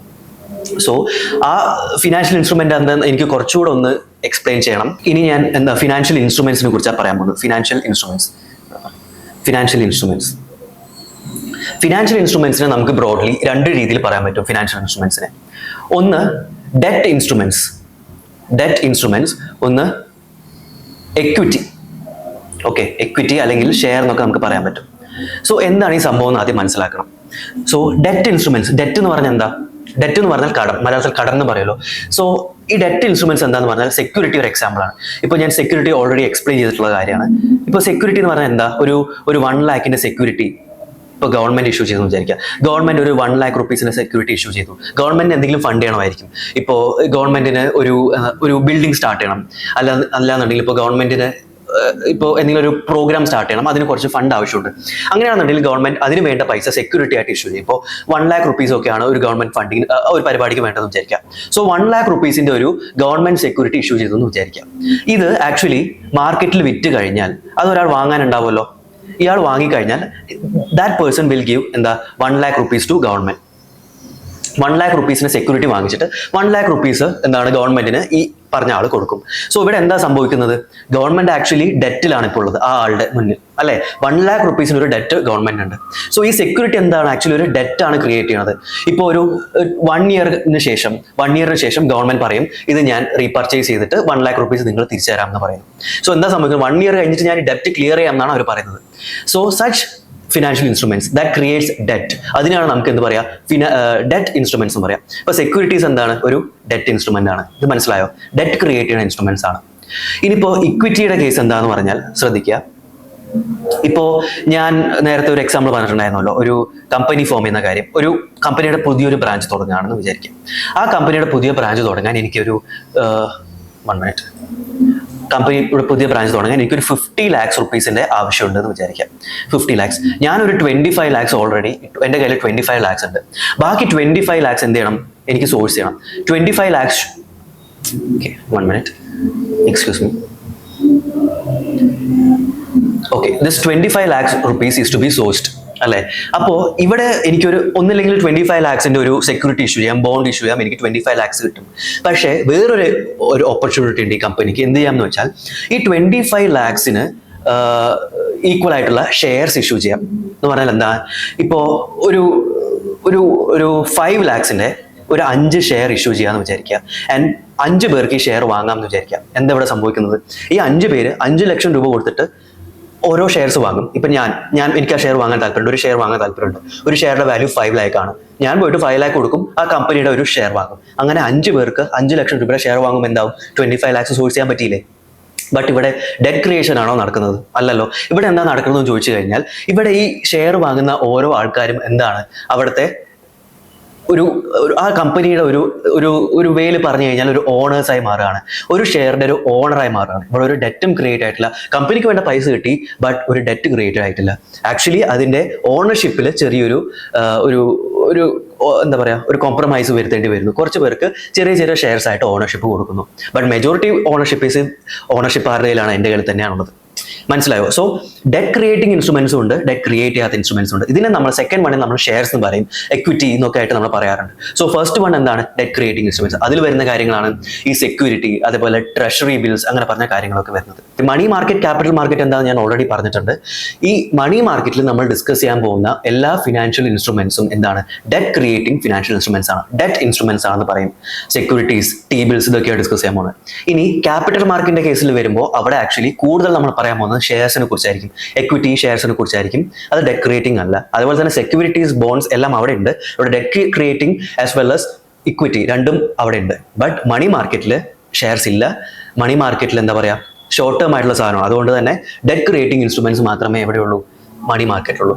ഈ ഒരു സംഭവം കൂടെ ക്ലിയർ ആണെന്ന് വിചാരിക്കണം. സോ നമ്മൾ ഇത്ര നേരം ഡിസ്കസ് ചെയ്തത് എന്താണ് ഫിനാൻഷ്യൽ മാർക്കറ്റ് എന്നുള്ള കാര്യം പറഞ്ഞു, അതുപോലെ എന്താണ് ഫിനാൻഷ്യൽ ഇൻസ്ട്രുമെന്റ്സ് എന്നുള്ള കാര്യം ഞാൻ പറഞ്ഞു, അതുപോലെ എന്താണ് മണി മാർക്കറ്റ് എന്നുള്ള കാര്യം ഞാൻ പറഞ്ഞു, അതുപോലെ എന്താണ് ക്യാപിറ്റൽ മാർക്കറ്റ് എന്നുള്ള കാര്യം പറഞ്ഞു. ഇനി ഫിനാൻഷ്യൽ ഇൻസ്ട്രുമെന്റ്സിന്റെ ഓരോ ടൈപ്പ് ഞാൻ പറഞ്ഞു, ഡെറ്റ് ക്രിയേറ്റിംഗ്, അതിന് എക്സാമ്പിൾ സെക്യൂരിറ്റി ഞാൻ പറഞ്ഞു, അതുപോലെ ഷെയർസ് എന്താണെന്ന് ഞാൻ പറഞ്ഞു. ഇത്രയും കാര്യങ്ങൾ ഓക്കെ ആണെന്ന് വിചാരിക്കുന്നു. ഈ ഒരു ബേസിൽ നിന്നാണ് നമ്മൾ ബാക്കി ടോപ്പിക്സ് എല്ലാം ഡിസ്കസ് ചെയ്യാൻ പോകുന്നത്. ഇത് മനസ്സിലാക്കി കഴിഞ്ഞാൽ ബാക്കി കുറേയൊക്കെ പെട്ടെന്ന് ഒരു ഐഡിയ കിട്ടും. ഓക്കെ ആണെന്ന് വിചാരിക്കുന്നു. സോ നമുക്ക് ഡയറക്റ്റ്ലി നമ്മുടെ ഫസ്റ്റ് തീമിലേക്ക് കടക്കാം, money market. Okay, money market ഞാൻ ഓൾറെഡി ഒരു ഐഡിയ തന്നതാണ് എന്താണ് മണി മാർക്കറ്റ് എന്നുള്ള കാര്യം. സോ ഡീറ്റെയിൽ ആയിട്ട് നമുക്ക് മണി മാർക്കറ്റിനെ കുറിച്ച് നോക്കാം. സോ ഇവിടെ നോക്കിക്കഴിഞ്ഞാൽ മണി മാർക്കറ്റ്, അതിന്റെ ഡെഫിനിഷൻ, ഇത്ര ഞാൻ പറഞ്ഞ അതിന്റെ ഒരു ഡെഫിനിഷൻ നമുക്ക് നോക്കാം. Money market is a component of the economy that provides short term funds. Already explained ആണ്. ഷോർട്ട് ടേം ഫണ്ട്സിന് വേണ്ടി നമ്മൾ അപ്രോച്ച് ചെയ്യുന്ന മാർക്കറ്റ് ആണ് എന്ത്? Money market. ഓക്കെ അല്ലേ? So money market is a component of economy that provides short term funds. ഇനി money market deals in short term loans generally for a period of a year or less. Important ആയിട്ട് note ചെയ്യേണ്ട ഒരു കാര്യമാണ്. 1 year അല്ലെങ്കിൽ അതിനേക്കാളും കുറവ് വർഷത്തേക്ക് വേണ്ടി യൂസ് ചെയ്യുന്ന ഒരു മാർക്കറ്റാണ് എന്ത്? മണി മാർക്കറ്റ് എന്നുള്ളത്. ഓക്കെ ആണോ? സോ ഈ മണി മാർക്കറ്റിന് തന്നെ നമുക്ക് 2 ക്ലാസിഫിക്കേഷൻസ് കൊടുക്കാൻ പറ്റും. ബ്രോഡ്ലി 2 ആയിട്ട് ക്ലാസിഫൈ ചെയ്യാം. ഒന്ന് organised money market, second one is unorganised money market. Okay, money മാർക്കറ്റിനെ 2 ആയിട്ട് ക്ലാസിഫൈ ചെയ്യാം, organised money market and unorganised money market. ഈ പേര് കേൾക്കുമ്പോൾ തന്നെ ലിറ്ററൽ മീനിങ് തന്നെയാണ്. ഓർഗനൈസ്ഡ് മണി മാർക്കറ്റ് എന്ന് പറയുന്നത് എന്തായിരിക്കും? നിങ്ങളൊന്ന് ആലോചിച്ച് നോക്കുക. ഓർഗനൈസ്ഡ് മണി മാർക്കറ്റ് എന്ന് പറയുമ്പോൾ ഒരു പെർട്ടിക്കുലർ ഓർഗനൈസേഷൻ ഉണ്ടാവും. അതായത് ഒരു ഗൈഡ് ലൈൻസിന് അണ്ടറിൽ അല്ലെങ്കിൽ ഒരു ഫ്രെയിം വർക്കിന് അണ്ടറിൽ വർക്ക് ചെയ്യുന്ന ഒരു മണി മാർക്കറ്റ് ആയിരിക്കും എന്ത്? ഓർഗനൈസ്ഡ് മണി മാർക്കറ്റ് എന്ന് പറഞ്ഞാൽ. മനസ്സിലായോ? ഒരു പർട്ടിക്കുലർ ഫ്രെയിം വർക്കിന്റെ അണ്ടറിൽ ഒരു ഗൈഡ് ലൈൻസിന്റെ അണ്ടറിൽ വർക്ക് ചെയ്യുന്ന ഒരു മാർക്കറ്റാണ് ഓർഗനൈസ്ഡ് മണി മാർക്കറ്റ് എന്ന് പറഞ്ഞാൽ. അതിന് കൺട്രോൾ ചെയ്യാൻ ഒരു ബോഡി ഉണ്ടാവും. ഇപ്പോൾ ഇന്ത്യയുടെ കേസിൽ അത് കൺട്രോൾ ചെയ്യണത് ഓർഗനൈസ്ഡ് മണി മാർക്കറ്റ് കൺട്രോൾ ചെയ്യുന്നത് RBI ആണ്, റിസർവ് ബാങ്ക് ഓഫ് ഇന്ത്യ ആണ് കൺട്രോൾ ചെയ്യുന്നത്. മനസ്സിലായല്ലോ? ഒരു ഫ്രെയിം വർക്കിന് അണ്ടറിൽ വർക്ക് ചെയ്യുന്ന മണി മാർക്കറ്റ് ആണ് ഓർഗനൈസ്ഡ് മണി മാർക്കറ്റ്. ഇൻഫാക്ട് നമ്മൾ ഡിസ്കസ് ചെയ്യാൻ പോകുന്ന എല്ലാ ടോപ്പിക്സും ഓർഗനൈസ്ഡ് മണി മാർക്കറ്റ് അണ്ടറിൽ വരുന്നതാണ്. ആൻഡ് അൺഓർഗനൈസ്ഡ് മണി മാർക്കറ്റ് ആണെങ്കിൽ അത്ര വലിയ ഇമ്പോർട്ടൻറ്റ് കാര്യമൊന്നുമല്ല. അൺഓർഗനൈസ്ഡ് മണി മാർക്കറ്റ് എന്ന് പറഞ്ഞാൽ പേര് പറയുന്ന പോലെ തന്നെ വലിയൊരു ഫ്രെയിം വർക്കോ ഒരു സ്ട്രക്ചറോ ഒന്നും ഇല്ലാത്ത ഒരു മാർക്കറ്റാണ് അൺഓർഗനൈസ്ഡ് മണി മാർക്കറ്റ്. ഇവിടെ എന്താ സംഭവിക്കുന്നത് പറഞ്ഞാൽ, ഇപ്പോൾ ഒരു സാധാരണക്കാരന് കുറച്ച് പൈസ ആവശ്യം വന്നു എന്ന് വിചാരിക്കാം. അങ്ങനെയാണെന്നുണ്ടെങ്കിൽ അവർക്ക് ഡയറക്റ്റ്ലി ബാങ്കിലൊന്നും പോകാൻ പറ്റില്ലായിരിക്കും. കാരണം ബാങ്കൊക്കെ ഒരു ലോൺ തരണം എന്നുണ്ടെങ്കിൽ ബാങ്ക് ലോൺ തരണം എന്നുണ്ടെങ്കിൽ നമുക്ക് എന്തെങ്കിലും കൊളാറ്ററൽ, ഒരു സെക്യൂരിറ്റി ഒക്കെ തിരിച്ച് കൊടുക്കാൻ ഉണ്ടാവണം അല്ലെ, എന്നാലേ നമുക്ക് ലോൺ തരുള്ളൂ. സോ അങ്ങനെയൊന്നും കൊടുക്കാനില്ലാത്ത ആൾക്കാർ എന്ത് ചെയ്യും? ഒരു പാവപ്പെട്ട വില്ലേജിലുള്ള ആൾക്കാർ എന്ത് ചെയ്യും? അവർ ലോക്കലായിട്ട് വല്ല മണി ലെൻഡേഴ്സിനൊക്കെ അപ്രോച്ച് ചെയ്യും. സോ മണി ലെൻഡേഴ്സ് പൈസ കൊടുക്കും, ഒരു കൊളാറ്റർ ഇല്ലാതെ തന്നെ പൈസ കൊടുക്കും. പക്ഷേ അവർ ഭയങ്കര ഹൈ ഇൻട്രസ്റ്റ് റേറ്റ് ചാർജ് ചെയ്യും. സോ യൂഷ്വലി എന്ത് സംഭവിക്കും? ഇവർക്ക് റീപേ ചെയ്യാനൊക്കെ പറ്റാതായ ഇവർ വലിയൊരു റിസ്കിലായിരിക്കും ഉണ്ടാവുക അല്ലെ. ഇതൊക്കെ നമ്മൾ നമ്മുടെ സൊസൈറ്റിയിൽ കാണുന്ന കാര്യങ്ങളാണ്. സോ അങ്ങനെയുള്ള വളരെ റിസ്കി ആയിട്ടുള്ള ഒരു ഗൈഡ് ലൈൻസ് ഒന്നും ഇല്ലാത്ത മണി മാർക്കറ്റിനെയാണ് നമ്മൾ എന്ത് പറയാം? അൺഓർഗനൈസ്ഡ് മണി മാർക്കറ്റ് എന്ന് പറയാം. ഇതും മനസ്സിലായിട്ടുണ്ടാവും വിചാരിക്കുന്നു. സോ മണി മാർക്കറ്റിന്റെ 2 ക്ലാസിഫിക്കേഷനാണ് നമ്മൾ ഡിസ്കസ് ചെയ്തത്, organised money market and unorganised money market. Market. രണ്ടും ക്ലിയർ ആണെന്ന് വിചാരിക്കുന്നു. ഇനി നമ്മൾ ഓർഗനൈസ്ഡ് മണി മാർക്കറ്റ് ആയിരിക്കും കംപ്ലീറ്റ്ലി ഈ ഒരു സെഷനിൽ ഡിസ്കസ് ചെയ്യാൻ പോകുന്നത്. ഓർഗനൈസ്ഡ് മണി മാർക്കറ്റിന്റെ വേരിയസ് പാർട്ടിസിപ്പൻസ്, ഓർഗനൈസ്ഡ് മണി മാർക്കറ്റിൽ ആരൊക്കെയാണ് പാർട്ടിസിപ്പേറ്റ് ചെയ്യുന്നത്, ഏതൊക്കെ ഇൻസ്ട്രുമെന്റ്സ് ആണ് ഓർഗനൈസ്ഡ് മണി മാർക്കറ്റിൽ യൂസ് ചെയ്യുന്നത് എന്നുള്ള വേരിയസ് ഡീറ്റെയിൽസ് ആയിരിക്കും നമ്മൾ ഡിസ്കസ് ചെയ്യാൻ പോകുന്നത്. ഓക്കെ അല്ലേ? സോ ഫസ്റ്റ് ഓഫ് ഓൾ നമുക്ക് ഓർഗനൈസ്ഡ് മണി മാർക്കറ്റിലെ പാർട്ടിസിപ്പൻസ് ആരാണെന്ന് നോക്കാം. പാർട്ടിസിപ്പൻസ് പറഞ്ഞാൽ ഒന്നുമില്ല, പ്രത്യേകിച്ച് ഒന്നുമില്ല. പാർട്ടിസിപ്പൻസ് എന്ന് പറഞ്ഞാൽ എന്താ, ആർക്കൊക്കെയാണ് ഈ ഓർഗനൈസ്ഡ് മണി മാർക്കറ്റിൽ പാർട്ടിസിപ്പേറ്റ് ചെയ്യാൻ പറ്റുക എന്നുള്ള കാര്യമാണ്. സോ ആർക്കൊക്കെ ആയിരിക്കും പാർട്ടിസിപ്പേറ്റ് ചെയ്യാൻ പറ്റുക? ഇപ്പൊ ഞാൻ ആദ്യം ഒരു ബാങ്കിന്റെ കേസ് പറഞ്ഞു, ഒരു ഫേമിന്റെ കേസ് പറഞ്ഞു. ഫേം എന് എന്താ, എംപ്ലോയീസിന് പൈസ കൊടുക്കാൻ വേണ്ടിയിട്ട് കുറച്ച് പൈസ ആവശ്യമുണ്ട്, ഷോർട്ട് ടേം പൈസ ആവശ്യമുണ്ട്. അവർ ആരെ അപ്രോച്ച് ചെയ്യും?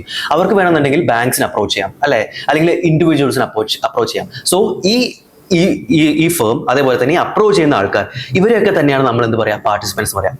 സോ ഇവിടെ ഓർഗനൈസ്ഡ് മണി മാർക്കറ്റിൽ ആരൊക്കെ പാർട്ടിസിപ്പൻസ് ആയിട്ട് നമുക്ക് പറയാൻ പറ്റുക? ബാങ്ക്സ്, അവിടെ കൊടുത്തിട്ടുണ്ട്, പിക്ചേഴ്സ് നോക്കൂ. ബാങ്ക്സ് ഒരു ഓർഗനൈസ്ഡ് മണി മാർക്കറ്റിന്റെ പാർട്ടിസിപ്പന്റ് ആണ്. അതേപോലെ RBI, ആക്ച്വലി RBI അതേപോലെ തന്നെ ബാങ്ക് തമ്മിൽ ട്രാൻസാക്ഷൻസ് നടക്കാറുണ്ട്, അല്ലെ?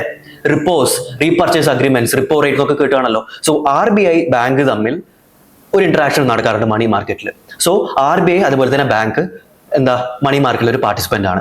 Similarly NBFCs, non banking financial corporations, അതേപോലെ ടോപ്പ് റേറ്റഡ് കമ്പനീസ്. എൻ്റെ ഒരു കമ്പനി ഒരു ടോപ്പ് റേറ്റഡ് കമ്പനി ആയിരുന്നു വിചാരിക്കാം, ഞാനും പാർട്ടിസിപ്പേറ്റ് ചെയ്തു. എൻ്റെ 3 monthsനേക്ക് വേണ്ടിയിട്ടുള്ള ഫണ്ട് മിസ് മാച്ചസ് ഞാൻ മണി മാർക്കറ്റിൽ നിന്നാണ് സോഴ്സ് ചെയ്തത്.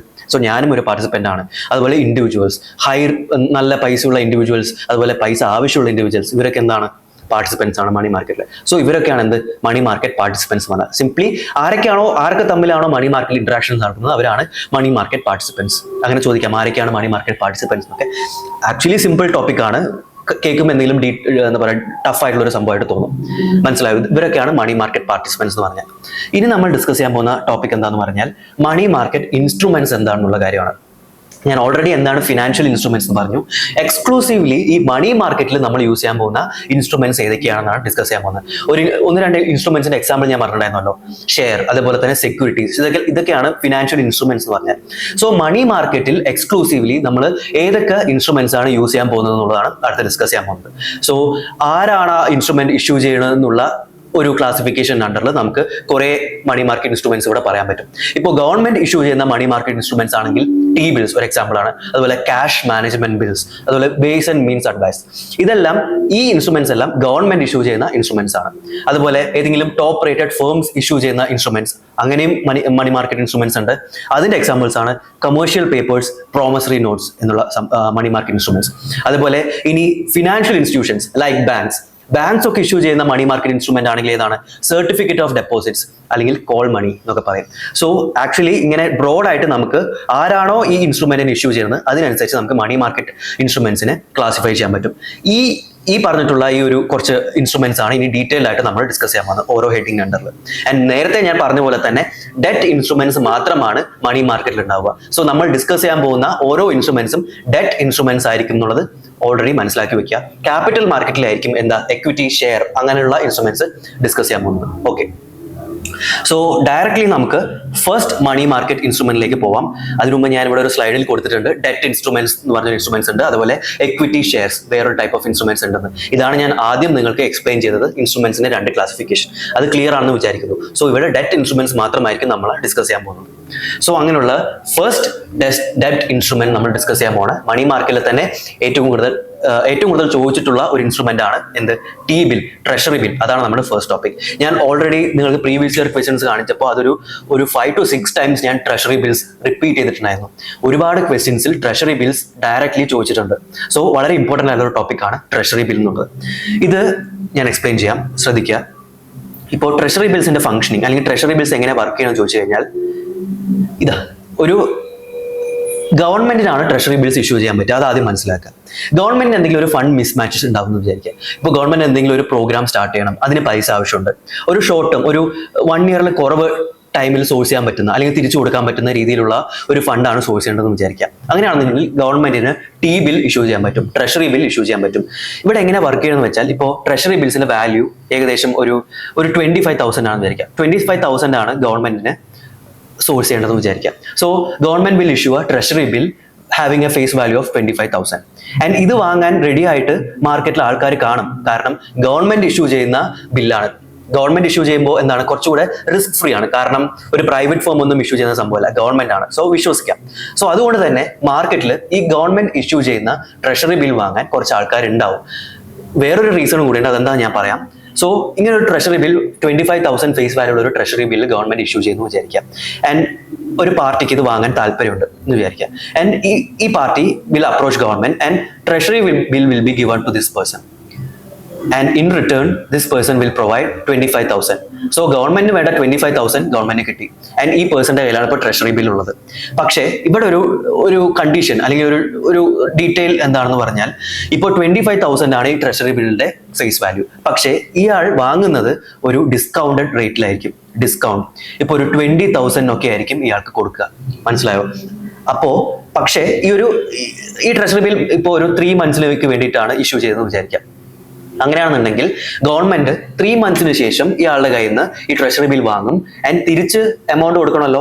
ഇയാൾ 20,000-നാണ് ഈ ഒരു ട്രഷറി ബിൽ വാങ്ങിച്ചത്. പക്ഷേ ഇവിടുത്തെ കണ്ടീഷൻ എന്താന്ന് പറഞ്ഞാൽ, തിരിച്ച് ഗവൺമെന്റ് ഈ ട്രഷറി ബിൽ റീപർച്ചേസ് ചെയ്യുമ്പോൾ ഗവൺമെന്റ് ഷുഡ് ഗിവ് 25,000, അതായത് ഫേസ് വാല്യൂ തന്നെ കൊടുക്കണം. സോ അവിടെ ആക്ച്വലി എന്താണ്, ആ പർച്ചേസ് ചെയ്ത ആൾക്ക് ഒരു പ്രോഫിറ്റ് ഉണ്ടായി അല്ലെ. 25,000 സംഭവം 20,000 വാങ്ങുകയും പക്ഷെ ഗവൺമെന്റ് തിരിച്ച് റീപർച്ചേസ് ചെയ്യുമ്പോൾ 25,000 കൊടുത്തു. അതായത് ഒരു ഡിസ്കൗണ്ട് റേറ്റിലാണ് ഈ ട്രഷറി ബില്ല് സെല് ചെയ്യുന്നത്. ആൻഡ് ഡിസ്കൗണ്ട് റേറ്റിലാണ് കൊടുക്കുന്നത്. അതുകൊണ്ട് തന്നെ ഒരു സെപ്പറേറ്റ് ഇൻട്രസ്റ്റ് റേറ്റ് എന്നുള്ള ഒരു സംഭവമൊന്നും ഈ ട്രഷറി ബില്ലിൽ ഇല്ല. നമ്മൾ ഈ ഡെറ്റ് ഇൻസ്ട്രുമെന്റ്സിന്റെ കേസിൽ ഈ ഇൻട്രസ്റ്റ് റേറ്റിന് നമ്മൾ കൂപ്പോൺ റേറ്റ്സ് എന്നും പറയാറുണ്ട്. സോ ഇവിടെ ഒരു കൂപ്പോൺ റേറ്റ് ഒന്നും ഇല്ല എന്നുള്ള കാര്യം ശ്രദ്ധിക്കുക. ഇവിടെ റാദർ ഡിസ്കൗണ്ടിലാണ് ഗവൺമെന്റ് കൊടുക്കുന്നത്. മനസ്സിലാവും. അതുകൊണ്ട് തന്നെ ഒരു ഇൻട്രസ്റ്റ് റേറ്റിന്റെ ആവശ്യമൊന്നും ഇവിടെ ഇല്ല എന്നുള്ള കാര്യം മനസ്സിലാക്കുക. ഇനി ഈ പറഞ്ഞ കാര്യങ്ങളൊന്ന് ശ്രദ്ധിച്ചു നോക്കുക. ഞാൻ ചെയ്തിട്ടുള്ള കാര്യങ്ങൾ. ഫസ്റ്റ് പോയിന്റ് എന്താ പറയുന്നത്, treasury bill is issued by RBI. ഗവൺമെന്റിന്റെ ആവശ്യങ്ങൾക്ക് വേണ്ടി ഗവൺമെന്റിന്റെ ബിഹാഫിൽ RBI ആണ് ട്രഷറി ബിൽസ് ഇഷ്യൂ ചെയ്യുന്നത്. ആൻഡ് എന്തിനാണ്, to fulfil the short term liquidity needs of government. അതിന് വേണ്ടിയിട്ടാണ് ഇത് ട്രഷറി ബിൽ ഇഷ്യൂ ചെയ്യുന്നത്. It is a type of zero coupon bond. എന്താണ് സീറോ കൂപ്പൺ ബോണ്ട് എന്ന് ഇപ്പോൾ നിങ്ങൾക്ക് വളരെ വ്യക്തമായിട്ട് മനസ്സിലായിട്ടുണ്ടാവുമെന്ന് വിചാരിക്കുന്നു. അതായത് ഒരു ഇൻട്രസ്റ്റ് റേറ്റ് ഒന്നും ഇല്ലാതെ ഒരു ഡിസ്കൗണ്ടഡ് പ്രൈസിൽ കൊടുക്കുന്നു. റീപർച്ചേസ് ചെയ്യുമ്പോൾ ഫുൾ ഫേസ് വാല്യൂ തിരിച്ചു കൊടുക്കുന്നു. സോ വാങ്ങുന്ന ആൾക്കൊരു പ്രോഫിറ്റ് ഉണ്ടാക്കാം. സാധാരണ സെക്യൂരിറ്റീസ് ഒക്കെ എന്താണ്, ഒരു ഇൻട്രസ്റ്റ് റേറ്റിലാണ് കൊടുക്കുന്നത്. അത് കണ്ടിട്ടായിരിക്കും ആൾക്കാർ വാങ്ങുക. ഇവിടെ അങ്ങനത്തെ ഒരു ആവശ്യമില്ല. ആക്ച്വലി ഇവിടെ പ്രോഫിറ്റ് ഉണ്ടാക്കാം without any interest rate. So അതാണ് സീറോ കൂപ്പൺ ബോണ്ട്സ് എന്ന് പറഞ്ഞാൽ. ഇനി ഇതിന്റെ മെച്യൂരിറ്റി എന്ന് പറഞ്ഞാൽ ഇപ്പോൾ അതൊരു ഫിക്സ്ഡ് മെച്യൂരിറ്റി ആണ്. ഇപ്പോൾ ടി ബിൽസ് ഗവൺമെന്റ് ഇഷ്യൂ ചെയ്യുന്നത് ഒരു ഫിക്സ്ഡ് മെച്യൂരിറ്റി പീരീഡിലേക്കാണെന്ന് പറയും. 3 ടൈപ്പ് ഓഫ് ഫിക്സ്ഡ് മെച്യൂരിറ്റി ആണ് ട്രഷറി ബിൽസിനുള്ളത്. 91ന്റെ മൾട്ടിപ്പിൾസ് 91, പിന്നെ 91 into 2 182 days, 182 into 2 364 days. അതായത് ഇപ്പോൾ 91 ഡേയ്സിന്റെ ഒരു ട്രഷറി ബിൽ 91 ഡേയ്സിന്റെ ഒരു ട്രഷറി ബില്ലാണ് ഗവൺമെന്റ് ഇഷ്യൂ ചെയ്യുന്നതെങ്കിൽ 91 ഡേയ്സ് കഴിയുമ്പോൾ അത് റീപർച്ചേസ് ചെയ്തിട്ട് അതിന്റെ ഫേസ് വാല്യൂ വാങ്ങിയ ആൾക്ക് തിരിച്ചു കൊടുക്കണം. മനസ്സിലായോ? അതുപോലെ 182 ഡേയ്സിന്റെ 364 ഡേയ്സിന്റെ ഒക്കെയാണ് treasury bills usually government issue ചെയ്യുന്നത്. ഇത് മനസ്സിലാക്കുക. ആൻഡ് മിനിമം എമൗണ്ട് ഗവൺമെന്റിന് ഇഷ്യൂ ചെയ്യാൻ പറ്റില്ല, ട്രഷറി ബിൽ ഇഷ്യൂ ചെയ്യാൻ പറ്റുന്ന മിനിമം എമൗണ്ട് എന്ന് പറഞ്ഞാൽ 25,000-ഉം അതേപോലെ തന്നെ 25,000 മൾട്ടിപ്പിൾസ് 25,000, 50,000, 75,000 അങ്ങനെ 25,000 മൾട്ടിപ്പിൾസിലാണ് ഗവൺമെന്റിന് ട്രഷറി ബിൽസ് ഇഷ്യൂ ചെയ്യാൻ പറ്റുക എന്നുള്ള കാര്യം ഓർത്തു വെക്കുക. ആൻഡ് ഇത് ഗവൺമെന്റ് ഡയറക്ട്ലി സെല് ചെയ്യുന്ന ഒരു ഇൻസ്ട്രുമെന്റ് അല്ല ട്രഷറി ബിൽ എന്ന് പറയുന്നത്. റാദർ ഓപ്ഷൻ വഴിയാണ് ഈ ഒരു ട്രഷറി ബില്ല് ഇഷ്യൂ ചെയ്യുന്നത്. അതെങ്ങനെയാണെന്ന് ചോദിച്ചു കഴിഞ്ഞാൽ, ഇപ്പോൾ ഒരു ഗവൺമെന്റ് സെക്യൂരിറ്റി 25,000-ന്റെ ഗവൺമെന്റ് സെക്യൂരിറ്റിയാണ് ഗവൺമെന്റ് ഇഷ്യൂ ചെയ്യുന്നത്. ആൻഡ് ഒരുപാട് പാർട്ടിസിപ്പൻസ് വാങ്ങാൻ റെഡി ആയിട്ടിരിക്കുകയാണ്. ഇപ്പോൾ പാർട്ടിസിപ്പന്റ് A പറയാണ് ഒരു 15,000 എന്ന് വാങ്ങാം, പാർട്ടിസിപ്പന്റ് B പറയാണ് 17,000 എന്ന് വാങ്ങാം. അങ്ങനെ ഏറ്റവും കൂടുതൽ ആരാണോ ബിഡ് ചെയ്യുന്നത്, ഇപ്പോൾ 20,000 ആണ് നേരത്തെ ഞാൻ വാങ്ങിച്ചെന്ന് പറഞ്ഞു. സോ 20,000 ആയിരിക്കും ഹയസ്റ്റ് ബിഡ്. സോ 20,000 പറഞ്ഞ ആൾക്ക് കൊടുക്കും. അങ്ങനെ ഒരു ഓപ്ഷൻ വഴി, ലേലം വഴിയൊക്കെയാണ് ഈ ട്രഷറി ബില്ല് വിറ്റ് പോകുന്നത്. മനസ്സിലായെന്ന് വിചാരിക്കുന്നു. ഇനി ഓക്കെ, നെക്സ്റ്റ് ഒരു ഇമ്പോർട്ടന്റ് പോയിന്റ് എന്താണെന്ന് പറഞ്ഞാൽ, ഇത് പല രീതിയിൽ നമുക്ക് സ്റ്റേറ്റ്മെന്റിൽ ചോദിക്കാൻ ചാൻസ് ഉള്ള ഒരു സ്റ്റേറ്റ്മെന്റ് ആണ്. Treasury bill can be used by banks for keeping SLR requirements. ഇതൊരു വളരെ ഇമ്പോർട്ടന്റ് പോയിന്റ് ആണ്. SLR എന്താണെന്ന് ഓൾറെഡി നിങ്ങൾക്ക് അറിയാമെന്നാണ് എൻ്റെ വിശ്വാസം. ബാങ്കിങ്ങിൽ പഠിക്കുന്ന ഒരു ടേം ആണ്. സോ SLR എന്ന് പറഞ്ഞാൽ സിംപ്ലി ഞാൻ പറയുകയാണെന്നുണ്ടെങ്കിൽ, ഇപ്പോൾ ഒരു ബാങ്ക് അതിന് മാക്സിമം അതിനൊരു ഡെപ്പോസിറ്റ് ഉണ്ടെന്ന് വിചാരിക്കും. ഒരു 1,000 rupees ആണ് അതിന്റെ ഡെപ്പോസിറ്റ്. FD അതുപോലെ തന്നെ സേവിങ്സ് ഡെപ്പോസിറ്റ് എല്ലാം കൂട്ടിയിട്ട് ഒരു 1,000 rupees-ന്റെ ഒരു ഡെപ്പോസിറ്റ് ആ ബാങ്കിനുണ്ടെന്ന് വിചാരിക്കുക. അങ്ങനെയാണെന്നുണ്ടെങ്കിൽ റിസർവ് ബാങ്ക് ഒരു പെർട്ടിക്കുലർ റേഷ്യോ സെറ്റ് ചെയ്യും. എന്നിട്ട് ആ ബാങ്കിനോട് കുറച്ച് എമൗണ്ട് ഒരു റിസർവ് ആയിട്ട് കീപ്പ് ചെയ്യാൻ പറയും. ഇപ്പോൾ ഒരു 200 rupees ആണെന്ന് വിചാരിക്കുക. ഒരു 200 rupees ഒക്കെ കീപ്പ് ചെയ്യാനായിട്ട് പറയും. എന്തിനാണെന്ന് ചോദിച്ചു കഴിഞ്ഞാൽ, ഇപ്പോൾ ഈ ബാങ്കിൽ ആൾക്കാർ ലോണിന് വേണ്ടി വരുമല്ലോ. സോ ഈ 1,000 rupees-ഉം ഫുൾ ആയിട്ട് ബാങ്കിൽ ലെൻഡ് ചെയ്യുകയാണെന്നുണ്ടെങ്കിൽ എന്ത് സംഭവിക്കും? അവിടെ ഒരു ലിക്വിഡിറ്റി പ്രശ്നം ഉണ്ടാവും ആ ബാങ്കിന്. പിന്നെയും ഒരുപാട് ലോൺ ആവശ്യങ്ങൾ വന്നാൽ കൊടുക്കാൻ പൈസ ഇല്ല. സോ അതുകൊണ്ട് തന്നെ കുറച്ച് എമൗണ്ട് ഒരു റിസർവ് ആയിട്ട് മാറ്റി വെക്കും. സോ 1000 - 200 എന്താ 800 റുപ്പീസ് മാത്രമേ ഈ ബാങ്കിന്റെ കയ്യിൽ എന്തുണ്ടാവുള്ളൂ, ലെൻഡ് ചെയ്യാനായിട്ട് ഉണ്ടാവുള്ളൂ. മനസ്സിലായോ? സോ അത്രയും ഒരു എമൗണ്ട് റിസർവ് ആയിട്ട് വെക്കുമ്പോൾ എന്താണ്, ആ ഒരു ലിക്വിഡിറ്റി പ്രശ്നങ്ങൾ ഈ ബാങ്കിന് ഉണ്ടാവാൻ ചാൻസ് ഇല്ല. സോ അതിന് വേണ്ടിയിട്ടുള്ള ഒരു എന്താ പറയുക, ഒരു റിസ്ക് കുറയ്ക്കാനുള്ള ഒരു ഇൻസ്ട്രുമെന്റ് ആയിട്ടാണ് നമ്മൾ SLR യൂസ് ചെയ്യുന്നത്. സോ അതാണ് SLR എന്ന് പറഞ്ഞാൽ. സോ ഈ SLR ഈ 200 റുപ്പീസ് കീപ്പ് ചെയ്യണം എന്ന് ഞാൻ പറഞ്ഞിട്ടുണ്ടായിരുന്നു. ഈ 200 റുപ്പീസ് കീപ്പ് ചെയ്യേണ്ടത് ലിക്വിഡ് അസറ്റ് ആയിട്ടായിരിക്കണം എന്നുള്ളൊരു കണ്ടീഷൻ ഉണ്ട്. ലിക്വിഡ് അസറ്റ് എന്ന് പറഞ്ഞാൽ easily converted into money ആക്കാൻ പറ്റുന്ന, പെട്ടെന്ന് മണി ആയിട്ട് കൺവേർട്ട് ചെയ്യാൻ പറ്റുന്ന കുറച്ച് ഇൻസ്ട്രുമെന്റ്സ് ആയിട്ട് വേണം ഈ ബാങ്ക് വെക്കാനായിട്ടുള്ളത്. സോ ബാങ്കിന് വേണമെന്നുണ്ടെങ്കിൽ ക്യാഷ് ആയിട്ട് വെക്കാം, അല്ലെങ്കിൽ ഗോൾഡ് ആയിട്ട് വെക്കാം, അല്ലാന്നുണ്ടെങ്കിൽ വേരിയസ് സെക്യൂരിറ്റീസ് ആയിട്ട് വെക്കാം. ഓക്കെ, സോ ഈ സെക്യൂരിറ്റീസിന്റെ കേസിൽ നമുക്ക് ട്രഷറി ബിൽ എന്ന് പറയുന്ന ഒരു കൈൻഡ് ഓഫ് സെക്യൂരിറ്റിയാണ്. സോ ട്രഷറി ബില്ലും ഈ SLR റിക്വയർമെന്റിന് വേണ്ടിയിട്ട് ബാങ്കിന് വെക്കാം എന്നാണ് ഉദ്ദേശിക്കുന്നത്. മനസ്സിലായെന്ന് വിചാരിക്കുന്നു. സോ ഞാനിപ്പോൾ ഈ ഒരു സെക്യൂരിറ്റീസിന്റെ കാര്യം പറഞ്ഞുകൊണ്ട് ഞാൻ ജസ്റ്റ് വേറൊരു കാര്യം പറയാം. ഈ സെക്യൂരിറ്റീസ് എന്ന് പറഞ്ഞാൽ ഗവൺമെന്റ് ഇഷ്യൂ ചെയ്യുന്ന സെക്യൂരിറ്റീസിനെ നമുക്ക് ബ്രോഡ്ലി രണ്ടായിട്ട് ക്ലാസിഫൈ ചെയ്യാൻ പറ്റും, അതിന്റെ മെച്യൂരിറ്റി അനുസരിച്ച്. അതിൽ ഒന്നാണ് ട്രഷറി ബിൽസ്, T ബിൽസ് എന്ന് പറഞ്ഞാൽ 1 ഇയറിന് കുറവ് മെച്യൂരിറ്റി പീരീഡുള്ള ബിൽസ് ആണോ, അതിന് നമ്മൾ ട്രഷറി ബിൽസ് എന്ന് പറയും. ഇനി 1 ഇയറിൽ കൂടുതൽ മെച്യൂരിറ്റി പീരീഡ് ഉള്ള ബില്ലാണെന്നുണ്ടെങ്കിൽ അതിനെ നമ്മൾ ഗവൺമെന്റ് ബോൺസ് എന്ന് പറയും. ഗവൺമെന്റ് ബോൺസ് ഡീറ്റെയിൽ ആയിട്ട് നമ്മൾ ക്യാപിറ്റൽ മാർക്കറ്റിൽ ഡിസ്കസ് ചെയ്യും, കാരണം അത് ഒരു medium to long term financial instrument ആണ്. ഈ ട്രഷറി ബിൽ എന്താ, മാക്സിമം 364 ഡേയ്സ് ആണ് 1 ഇയറിൽ കുറവുള്ളത്. സോ അതെന്താ, ഒരു മണി മാർക്കറ്റ് ഇൻസ്ട്രുമെന്റ് ആണ്. സോ ഗവൺമെന്റ് സെക്യൂരിറ്റീസിന്റെ ഒരു ടൈപ്പ് ഓഫ് ഗവൺമെന്റ് സെക്യൂരിറ്റി ആണ് T ബിൽ എന്നും കൂടെ മനസ്സിലാക്കി വെക്കുക. സോ ഇവിടെ പറഞ്ഞ പോലെ it can be used by banks for keeping SLR requirements. അതെന്താണ് മനസ്സിലായെന്ന് വിചാരിക്കുന്നു. ഇനി വേറൊരു പോയിന്റ് പറയുന്നത്, this treasury bill can be used for getting loans under repurchase agreement. ഇതെന്താണെന്ന് വളരെ ഡീറ്റെയിൽ ആയിട്ട് നെക്സ്റ്റ് ടോപ്പിക്കിൽ ഞാൻ പറയുന്നതായിരിക്കും. റീപർച്ചേസ് അഗ്രിമെന്റ് എന്നുള്ളൊരു ഹെഡിങ് ഉണ്ട്, അവിടെ എന്താണ് ഈ ട്രഷറി ബില്ലിന്റെ യൂസ് എന്നുള്ള കാര്യം ഞാൻ പിന്നെ പറയാം. അപ്പോൾ ജസ്റ്റ് ഓർത്ത് വെക്കുക, റീപർച്ചേസ് അഗ്രിമെന്റിലും ട്രഷറി ബിൽ യൂസ് ചെയ്യാൻ പറ്റും എന്നുള്ള കാര്യം മനസ്സിലാക്കി വെക്കുക. ആൻഡ് വളരെ ഇമ്പോർട്ടന്റ് ആയിട്ടുള്ള ഒരു പോയിന്റ്, ഞാൻ ബോൾഡ് ചെയ്തിട്ടുള്ള ഒരു പോയിന്റ് ആണ്, state government cannot issue treasury bill. State ഗവൺമെന്റ്സിന് ട്രഷറി ബിൽ ഇഷ്യൂ ചെയ്യാൻ പറ്റില്ല. സെൻട്രൽ ഗവൺമെന്റ് മാത്രമാണ് ട്രഷറി ബിൽ ഇഷ്യൂ ചെയ്യാൻ പറ്റുക. RBI on behalf of central government issues treasury bills. State ഗവൺമെന്റിന് അതിനുള്ള ഒരു ഓപ്പർച്യൂണിറ്റി ഇല്ല. മനസ്സിലായല്ലോ? സോ ട്രഷറി ബിൽസിന്റെ വേരിയസ് ഇമ്പോർട്ടന്റ് ആയിട്ടുള്ള എല്ലാ ഡീറ്റെയിൽസും നമ്മളിപ്പോൾ കവർ ചെയ്തിട്ടുണ്ട്. മനസ്സിലായെന്ന് വിചാരിക്കും. ഇനിയുള്ള ഓരോ മണി ഇൻസ്ട്രുമെന്റ്സും മണി മാർക്കറ്റ് ഇൻസ്ട്രുമെന്റ്സും ഇതുപോലെ തന്നെയുള്ള മണി മാർക്കറ്റ് ഇൻസ്ട്രുമെന്റ്സ് ആണ്. ചെറിയ 1-2 പോയിന്റ്സിന്റെ വ്യത്യാസം ഉണ്ടാവും, അത്ര മാത്രമേ ഉള്ളൂ. സോ ഇത് മനസ്സിലായെങ്കിൽ നിങ്ങൾക്ക് ബാക്കിയെല്ലാം വളരെ ഈസി ആയിട്ട് മനസ്സിലാവും. സെക്കൻഡ് വൺ, ട്രഷറി ബിൽ കഴിഞ്ഞു. ഇനി സെക്കൻഡ് മണി മാർക്കറ്റ് ഇൻസ്ട്രുമെന്റ് ആണ് ക്യാഷ് മാനേജ്മെന്റ് ബിൽ. ഇവിടെ വലിയ വ്യത്യാസമൊന്നുമില്ല, ട്രഷറി ബിൽസ് പോലെ തന്നെയാണ്. ഗവൺമെന്റ് തന്നെ ഇഷ്യൂ ചെയ്യുന്ന ഒരു മണി മാർക്കറ്റ് ഇൻസ്ട്രുമെന്റ് ആണ് എന്ത്, cash management bill. Cash management bill. ഇത് ഗവൺമെന്റ് തന്നെ ഇഷ്യൂ ചെയ്യുന്ന ഒരു ബില്ലാണ് ക്യാഷ് മാനേജ്മെന്റ് ബിൽ എന്ന് പറഞ്ഞാൽ. ഇവിടെ എന്താ സംഭവം എന്ന് പറഞ്ഞാൽ ഒരൊറ്റൊരു വ്യത്യാസമേ ഉള്ളൂ. ട്രഷറി ബില്ലിന്റെ കേസിൽ 91 ഡേയ്സ് ടു 364 ഡേയ്സ് വരെയാണ് മെച്യൂരിറ്റി പീരീഡ്. ബട്ട് ഇവിടെ ഉള്ള ഒരേ ഒരു വ്യത്യാസം എന്ന് പറഞ്ഞാൽ 91 ഡേയ്സിനെക്കാളും കുറവ്, 91 ഡേയ്സിനെക്കാളും കുറവായിരിക്കും ഇതിന്റെ മെച്യൂരിറ്റി പീരീഡ്. ആ ഒരു മേജർ വ്യത്യാസം മാത്രമേ ഇവിടെ ക്യാഷ് മാനേജ്മെന്റ് ബില്ലിന്റെ കേസിലുള്ളൂ. നമ്മൾ ഓരോ പേരിട്ട് വിളിക്കുന്നു എന്നുള്ള ഒരു ഡിഫറൻസ് മാത്രമേ ഉള്ളൂ. മനസ്സിലായെന്ന് വിചാരിക്കുന്നു. സോ ക്യാഷ് മാനേജ്മെന്റ് ബിൽ എന്താണെന്ന് വായിച്ചു നോക്കുക. It is similar to T bills, അല്ലെ? T ബിൽസിനെ പോലെ തന്നെയുള്ള ഒരു ഇൻസ്ട്രുമെന്റ്, മണി മാർക്കറ്റ് ഇൻസ്ട്രുമെന്റ് ആണ് cash management bill. CMBs are also short-term securities. ഒരു ഷോർട്ട് ടേം സെക്യൂരിറ്റീസ് തന്നെയാണ് sold by RBI on behalf of central government. T bill പറഞ്ഞ same കാര്യങ്ങൾ തന്നെയാണ് ഇവിടെയും പറയുന്നത്. ബട്ട് ഒരു വ്യത്യാസം എന്താ, with a maturity period less than 91 days. 91 ഡേയ്സിനെക്കാളും കുറവ് മെച്യൂരിറ്റി പീരീഡ് ഉള്ള ഒരു മണി മാർക്കറ്റ് ഇൻസ്ട്രുമെന്റ് ആണെന്ന് ക്യാഷ് മാനേജ്മെന്റ് ബിൽ. ഓക്കെ ആണോ? ഈ ഒരു വ്യത്യാസം മാത്രമേ ഉള്ളൂ, ബാക്കി എല്ലാം T ബിൽ പോലെ തന്നെയാണ്. നോക്കിക്കോളൂ, ബാക്കി വായിച്ചു നോക്കോളൂ. It is aim to meet short term cash mismatches, cash flow mismatches. ഗവൺമെന്റിന് ഷോർട്ട് ടേം ക്യാഷ് എന്തെങ്കിലും പ്രശ്നമുണ്ട്, സോഴ്സ് ചെയ്യാൻ പൈസ ആവശ്യമുണ്ട്, അല്ലെങ്കിൽ ഫണ്ട് ചെയ്യാൻ പൈസ ആവശ്യമുണ്ട്, അങ്ങനെയൊക്കെയാണെന്നുണ്ടെങ്കിൽ ക്യാഷ് മാനേജ്മെന്റ് ബിൽ ഇഷ്യൂ ചെയ്യാം. അതും ഒരു 90 ഡേയ്സ്, 3 മാസത്തിൽ കുറവ് സമയത്താണ് വേണമെന്നുണ്ടെങ്കിൽ, അങ്ങനെയാണെന്നുണ്ടെങ്കിൽ ക്യാഷ് മാനേജ്മെന്റ് ബിൽ ഇഷ്യൂ ചെയ്യാം. അതുപോലെ തന്നെ it is issued at A discount. അതായത് T ബില്ലും ഡിസ്കൗണ്ടിലാണ് ഇഷ്യൂ ചെയ്യുന്നത്. 0 കൂപ്പൺ ബോൺസ് സെയിം ആണ്, ഇതും ഡിസ്കൗണ്ടിലാണ് ഇഷ്യൂ ചെയ്യുന്നത്. അതുപോലെ തന്നെ ഇതും ഓപ്ഷൻസ് വഴിയാണ് സെല് ചെയ്യുന്നതാണ് ആ പോയിന്റ് പറയുന്നത്.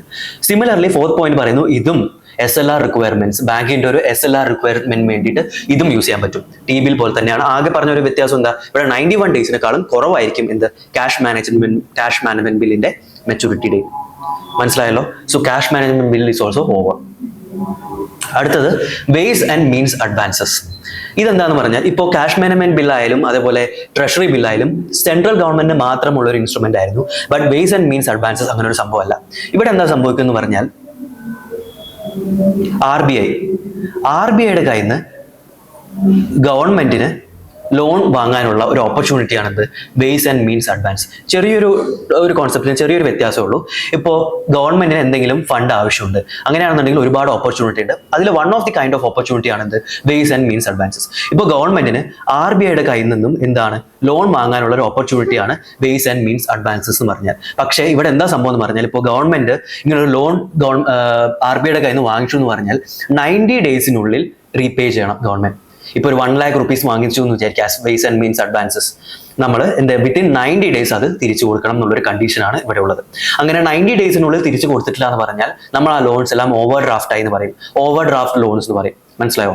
അത് അങ്ങനെ 90 ഡേയ്സിൽ കൂടുതൽ നമ്മൾ എടുത്തു, നമ്മളല്ല ഗവൺമെന്റ് എടുത്തു, അങ്ങനെയാണെന്നുണ്ടെങ്കിൽ കുറച്ച് കൂടുതൽ ഹൈ ഇൻട്രസ്റ്റ് റേറ്റ് പേ ചെയ്യേണ്ടി വരും എടുക്കുന്ന ദിവസങ്ങളിലേക്ക്. മനസ്സിലായോ? വിത്തിൻ 90 ഡേയ്സ് റീപേ ചെയ്യണം എന്നുള്ള കാര്യം ഓർത്ത് വയ്ക്കുക. ഓരോ പോയിന്റ് ആയിട്ട് ജസ്റ്റ് വായിച്ചു നോക്കുക. കോൺസെപ്റ്റ് ഇത്രയേ ഉള്ളൂ. ആർ ബി ഐയുടെ കയ്യിൽ നിന്ന് ഗവൺമെന്റിന് ബോറോ ചെയ്യാൻ പറ്റുന്ന ഒരു മണി മാർക്കറ്റ് ഇൻസ്ട്രുമെന്റ് ആണ് വേസ് ആൻഡ് മീൻസ് അഡ്വാൻസസ് എന്ന് പറഞ്ഞത്.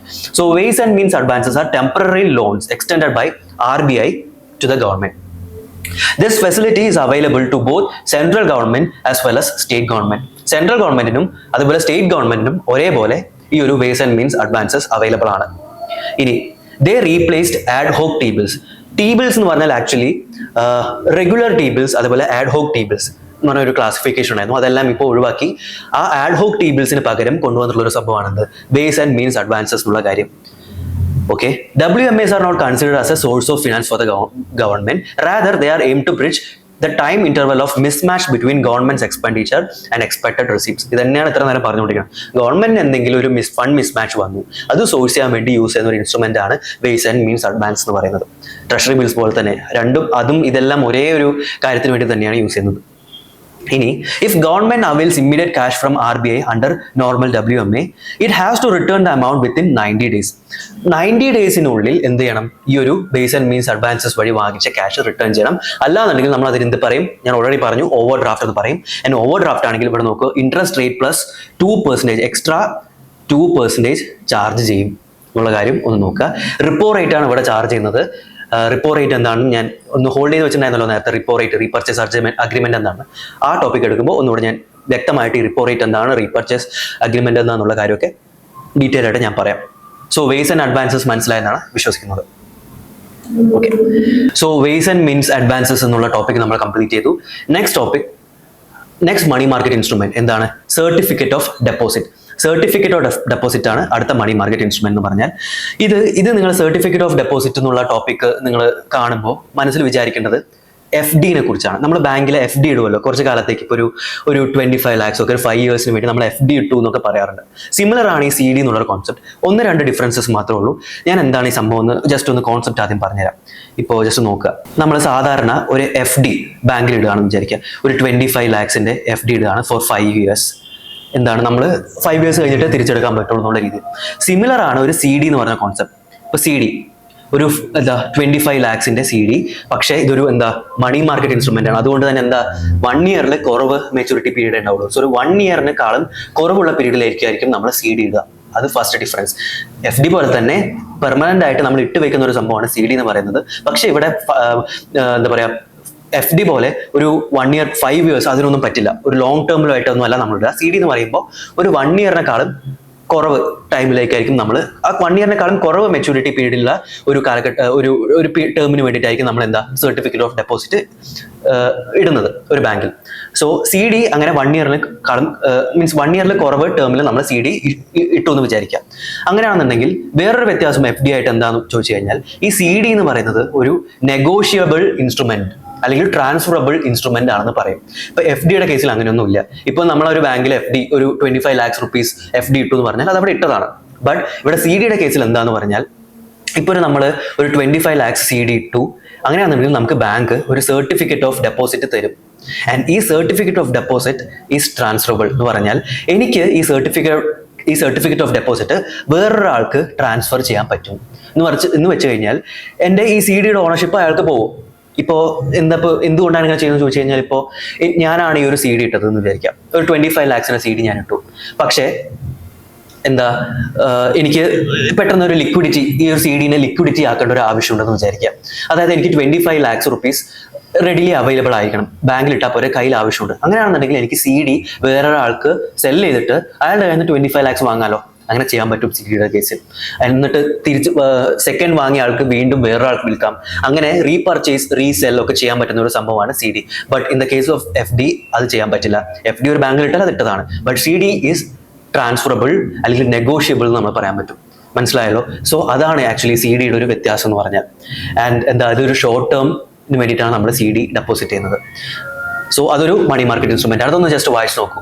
Certificate of deposit is a security issued by scheduled commercial banks and some other financial institution. ഇവിടെ ബാങ്ക്സിന് മാത്രമല്ല, certain financial institutions can also issue CDs. പക്ഷെ ഒരു ഇമ്പോർട്ടന്റ് പോയിന്റ് നോട്ട് ചെയ്യേണ്ടത് എന്താണെന്ന് വെച്ചാൽ, കോപ്പറേറ്റീവ് ബാങ്ക്സ് അതുപോലെ തന്നെ RRBs, റീജിയണൽ റൂറൽ ബാങ്ക്സ്, ഇവർക്ക് CD ഇഷ്യൂ ചെയ്യാൻ പറ്റില്ല. കൊമേഴ്ഷ്യൽ ബാങ്ക്സിനും അതുപോലെ ഫിനാൻഷ്യൽ ഇൻസ്റ്റിറ്റ്യൂഷൻസിനുമാണ് ഇത് ഇഷ്യൂ ചെയ്യാൻ പറ്റുക, CD ഇഷ്യൂ ചെയ്യാൻ പറ്റുക. ഇനി CDs should be issued in multiples of 1 lakh. 1 ലക്ഷത്തിന്റെ മൾട്ടിപ്പിൾസിൽ, അതായത് 1 lakh, 2 lakh, 3 lakh. Minimum amount 1 lakh ആണ്. 1 lakh, 2 lakh, 3 lakh അതിന്റെയൊക്കെ CDs ഇഷ്യൂ ചെയ്യാൻ പറ്റും. അതൊരു ഇമ്പോർട്ടന്റ് പോയിന്റ് ആണ്. അതേപോലെ തന്നെ maturity period, minimum maturity period is 7 days and maximum maturity period is 1 year. അതും കൂടെ നോട്ട് ചെയ്യാം. 7 days to 1 year വരെയാണ് നമ്മുടെ മെച്യൂരിറ്റി പീരീഡ് ഉള്ളത് CDസിന്റെ. ഓക്കെ, ഇനി വേറൊരു കാര്യം നോട്ട് ചെയ്യേണ്ടത്, ഇപ്പൊ നമ്മൾ ഇപ്പോൾ ഒരു 1 year വേണ്ടിയിട്ടാണ് CD ഇഷ്യൂ ചെയ്തെന്ന് വിചാരിക്കുക. 1 year മുമ്പേ നമ്മൾ പോയിട്ട് പൈസ തിരിച്ചെടുക്കണം എന്ന് പറഞ്ഞു കഴിഞ്ഞാൽ ആക്ച്വലി അവർ തരും, പക്ഷേ ഒരു portion of amount will be അവർ തന്നെ എടുത്തിട്ടായിരിക്കും നമ്മൾ തരിക. അതായത് ഒരു പെനാൽറ്റി ഉണ്ടാവും, പോർഷൻ ഓഫ് എമൗണ്ട് ഒരു പെനാൽറ്റി ആയിട്ട് മാറും. ഇപ്പോൾ 25 lakhs ഉണ്ട്, ഒരു 2 lakhs ഒക്കെ അവർ പിടിച്ചിട്ടേ നമുക്ക് തരുള്ളൂ. അങ്ങനെ ഒരു പെനാൽറ്റി ഉണ്ടാവും മെച്യൂരിറ്റി ഡേറ്റ് മുമ്പേ തന്നെ നമ്മൾ പോയിട്ട് വാങ്ങിച്ചു എന്ന് പറഞ്ഞാൽ. സോ അങ്ങനെ ഒരു സംഭവം ഉണ്ട് CDയിൽ, അതും നോട്ട് ചെയ്യുക. അതുപോലെ തന്നെ banks are not allowed to provide loans against CDs. അതായത് CDs ഒരു കൊളാറ്ററൽ ആയിട്ട് വെച്ചിട്ട് നമുക്ക് ലോൺസ് ഒന്നും ബാങ്ക്സിന് തരാൻ പറ്റില്ല. ലാസ്റ്റ് പോയിന്റ് നെഗോഷ്യബിൾ ആണ് എന്ന് വെച്ചാൽ CD സർട്ടിഫിക്കറ്റ് ഡെപ്പോസിറ്റ് വേറൊരാൾക്ക് കൊടുക്കാൻ പറ്റും, സെല് ചെയ്യാൻ പറ്റും, ആൾക്ക് വേറൊരാൾക്ക് കൊടുക്കാൻ പറ്റും. അങ്ങനെ ഇറ്റ് ഈസ് ട്രാൻസ്ഫറബിൾ. ഇപ്പോൾ ചിലപ്പോൾ ടിക്കറ്റ്സ് ഒക്കെ നമുക്കുണ്ടല്ലോ, ട്രെയിൻ ടിക്കറ്റ്സ് ഒക്കെ, ഇറ്റ് ഈസ് നോൺ ട്രാൻസ്ഫറബിൾ എന്ന് കാണില്ലേ. പക്ഷേ CDs എന്താണ്? ട്രാൻസ്ഫറബിൾ, വേറെ ആൾക്കാർക്കൊക്കെ കൊടുക്കാൻ പറ്റും എന്നാണ് ഉദ്ദേശിക്കുന്നുള്ളൂ. മനസ്സിലായെന്ന് വിചാരിക്കണം. ഓക്കെ, അതായിരുന്നു സർട്ടിഫിക്കറ്റ് ഓഫ് ഡെപ്പോസിറ്റ് CD. ഇനി നെക്സ്റ്റ് വൺ ആണ് കമേഴ്ഷ്യൽ ബിൽ. ഇതും ഒരു മണി മാർക്കറ്റ് ഇൻസ്ട്രുമെന്റ് ആണ്. ഇവിടെ കുറച്ച് ഡിഫറെന്റ് ആണ്. ഈ ഒരു കോൺസെപ്റ്റ് മനസ്സിലാക്കി കഴിഞ്ഞാൽ നിങ്ങൾക്ക് ഏകദേശം ഈ ഒരു ഐഡിയ കിട്ടും. പക്ഷേ ഇത് വായിച്ച് നോക്കുമ്പോൾ എന്താണ് സംഭവം എന്ന് മനസ്സിലാക്കാൻ കുറച്ച് ബുദ്ധിമുട്ടാണ്. പക്ഷേ ഞാൻ ഈ പറയുന്നത് ശ്രദ്ധിച്ച് കേൾക്കുക. ഇത് കേട്ട് കഴിഞ്ഞാൽ നിങ്ങൾക്ക് എന്താണ് കൊമേഴ്ഷ്യൽ ബിൽ എന്നുള്ളൊരു നല്ലൊരു ക്ലാരിറ്റി കിട്ടും. സോ കൊമേഴ്ഷ്യൽ ബിൽ നോക്കിക്കോളൂ. എൻ്റെ ഇൻഡസ്ട്രിയുടെ പേര് എ ആണ്. ഓക്കെ, എനിക്കൊരു ഇൻഡസ്ട്രി ഉണ്ട്, ആ ഇൻഡസ്ട്രിയുടെ പേര് A ആണ്. അതേപോലെ തന്നെ വേറൊരു ഇൻഡസ്ട്രി ഉണ്ട് B എന്ന് വിചാരിക്കാം. എൻ്റെ ഇൻഡസ്ട്രിയിൽ നിന്ന് കുറച്ച് റോ മെറ്റീരിയൽസ് എനിക്ക് ബിയിലേക്ക് വിൽക്കണം. ബിക്ക് ആവശ്യമുണ്ട് റോ മെറ്റീരിയൽ. സോ ഞാൻ കുറച്ച് റോ മെറ്റീരിയൽസ് ബിക്ക് വേണ്ടി സെൽ ചെയ്തു. ബി എന്ത് ചെയ്യണം? എനിക്ക് അതിന് കറസ്പോണ്ടിങ് ആയിട്ടുള്ള എമൗണ്ട് എനിക്ക് തരണം. ഇപ്പോൾ ഒരു 1 lakh rupeesന്റെ റോ മെറ്റീരിയൽ ഞാൻ ഒരു സെൽ ചെയ്തതെങ്കിൽ എനിക്ക് 1 lakh rupees ബി തരണം. പക്ഷെ ഇവിടുത്തെ കേസ് എന്താന്ന് പറഞ്ഞാൽ, ഈ 1 lakh rupees ഒന്നും അപ്പൊ തന്നെ തരണം എന്ന് നിർബന്ധമൊന്നുമില്ല. മണി മാർക്കറ്റ് വർക്ക് ചെയ്യുന്നത് അങ്ങനെയാണ്. അതായത് ഇപ്പോൾ അപ്പൊ തന്നെ കറക്റ്റ് ആ സമയത്ത് തന്നെ പൈസ കൊടുക്കണമെന്നൊന്നുമില്ല. പേയ്മെന്റ് ഡിഫർ ചെയ്യാൻ പറ്റും. അതായത് കുറച്ച് കാലം കഴിഞ്ഞിട്ട്, ഇപ്പോൾ ഒരു 3 months കഴിഞ്ഞ ശേഷം ഞാൻ ഈ പൈസ തരാമെന്ന് കമ്പനി ബിക്ക് വേണമെങ്കിൽ പറയാൻ പറ്റും. ഓക്കെ, അത് പോസിബിൾ ആണ്. സോ പക്ഷേ കമ്പനി എയുടെ കാര്യങ്ങൾ നടത്തിപ്പോണെന്നുണ്ടെങ്കിൽ ഈ പൈസ നേരത്തെ വേണമല്ലോ. ഈ ഒരു 1 lakh rupees കിട്ടിയാലേ ഈ ഫസ്റ്റ് കമ്പനീസിന് എംപ്ലോയീസിന് പൈസ കൊടുക്കാൻ പറ്റുള്ളൂ, അല്ലെങ്കിൽ അതിന്റെ ഡേ ടു ഡേ കാര്യങ്ങൾ നോക്കാൻ പറ്റുള്ളൂ എന്നൊക്കെ വിചാരിക്കാം. അങ്ങനെയാണെന്നുണ്ടെങ്കിൽ എക്ക് ഇപ്പൊ പൈസ ഇല്ല, പക്ഷെ ബിക്ക് ഇപ്പൊ കൊടുക്കാനും പറ്റില്ല. അങ്ങനെയുള്ള സാഹചര്യത്തിൽ നമ്മൾ യൂസ് ചെയ്യുന്ന ഒരു മണി മാർക്കറ്റ് ഇൻസ്ട്രുമെന്റ് ആണ് കമേഴ്ഷ്യൽ ബിൽ എന്ന് പറഞ്ഞാൽ. ഓക്കെ, അങ്ങനെയുള്ള സാഹചര്യത്തിലാണ് കമേഴ്ഷ്യൽ ബിൽ യൂസ് ചെയ്യുക. ഇവിടെ എന്താ സംഭവിക്കുന്നത് വെച്ചാൽ, ബാങ്ക് ഒരു പാർട്ടിസിപ്പൻ്റ് ആണ്. Okay, bank is there. ഇവിടെ എന്ത് സംഭവിക്കുന്നു പറഞ്ഞാൽ, എനിക്കാണ് പൈസ കിട്ടുന്നത്. I will approach bank. എന്നിട്ട് ബാങ്കിനോട് പറയും എനിക്ക് പൈസ കിട്ടിയിട്ടില്ല, പക്ഷേ പൈസയുടെ ആവശ്യമുണ്ട്. സോ ബാങ്ക് എന്ത് പറയുന്നു വിചാരിച്ചാൽ, എന്താ പറയുന്നു വെച്ചാൽ, ബാങ്ക് പറയും നിങ്ങൾ എയും ബിയും തമ്മിൽ ഒരു അഗ്രിമെന്റ് ഉണ്ടാക്കണം എന്ന് പറയും. എയും ബിയും തമ്മിൽ ഒരു അഗ്രിമെന്റ് ഉണ്ടാക്കണം എന്ന് പറയും. ആ അഗ്രിമെന്റിന്റെ പേരാണ് ബിൽ ഓഫ് എക്സ്ചേഞ്ച് എന്ന് വെച്ച് കഴിഞ്ഞാൽ, ഈ പറയുന്ന 3 മാസത്തിന് ശേഷം 1 lakh rupees ഞാൻ എക്ക് കൊടുക്കാം എന്ന് ബി പറയുന്ന ഒരു അഗ്രിമെന്റ് ആണ് എന്ത് ബിൽ ഓഫ് എക്സ്ചേഞ്ച് എന്ന് പറഞ്ഞാൽ. ഈ bill of exchange is to be produced to the bank. ഈ ബിൽ ഓഫ് എക്സ്ചേഞ്ച് ബാങ്കിൽ കൊടുക്കും. ഓക്കെ, ഈ ബാങ്ക് എന്ത് ചെയ്യും? ഈ ബാങ്ക് ഈ ബിൽ ഓഫ് എക്സ്ചേഞ്ച് വാങ്ങും, എന്നിട്ട് സർട്ടിഫിക്കറ്റ് ഓഫ് ഡെപ്പോസിറ്റ് ഇഷ്യൂ ചെയ്യും. ആൻഡ് ഈ ബാങ്ക് എക്ക് വേണ്ട എമൗണ്ട് ബാങ്ക് കൊടുക്കും. എക്ക് 1 lakh rupees ആ വേണ്ടത്, ബാങ്ക് അത് സോഴ്സ് ചെയ്യും. 1 lakh rupees എക്ക് കൊടുക്കും. And certificate of deposit issue ചെയ്യും. ആ സർട്ടിഫിക്കറ്റ് ഓഫ് ഡെപ്പോസിറ്റ് അല്ല, കുറച്ച് ഞാൻ പറഞ്ഞൊരു വ്യത്യാസം ഉണ്ടായിരുന്നു. സർട്ടിഫിക്കറ്റ് ഓഫ് ഡെപ്പോസിറ്റ് അല്ല, CD അല്ല, കമേഴ്ഷ്യൽ ബിൽ, CB. കമേഴ്ഷ്യൽ ബില്ലാണ് ഈ ബാങ്ക് ഇഷ്യൂ ചെയ്യുന്നത്. ഓക്കെ, CD അല്ല, ഒന്ന് നോട്ട് ചെയ്യുക. CB ആണ് ഇഷ്യൂ ചെയ്യുന്നത്, കമേഴ്ഷ്യൽ ബില്ലാണ് ഇഷ്യൂ ചെയ്യുന്നത്. Okay, CB.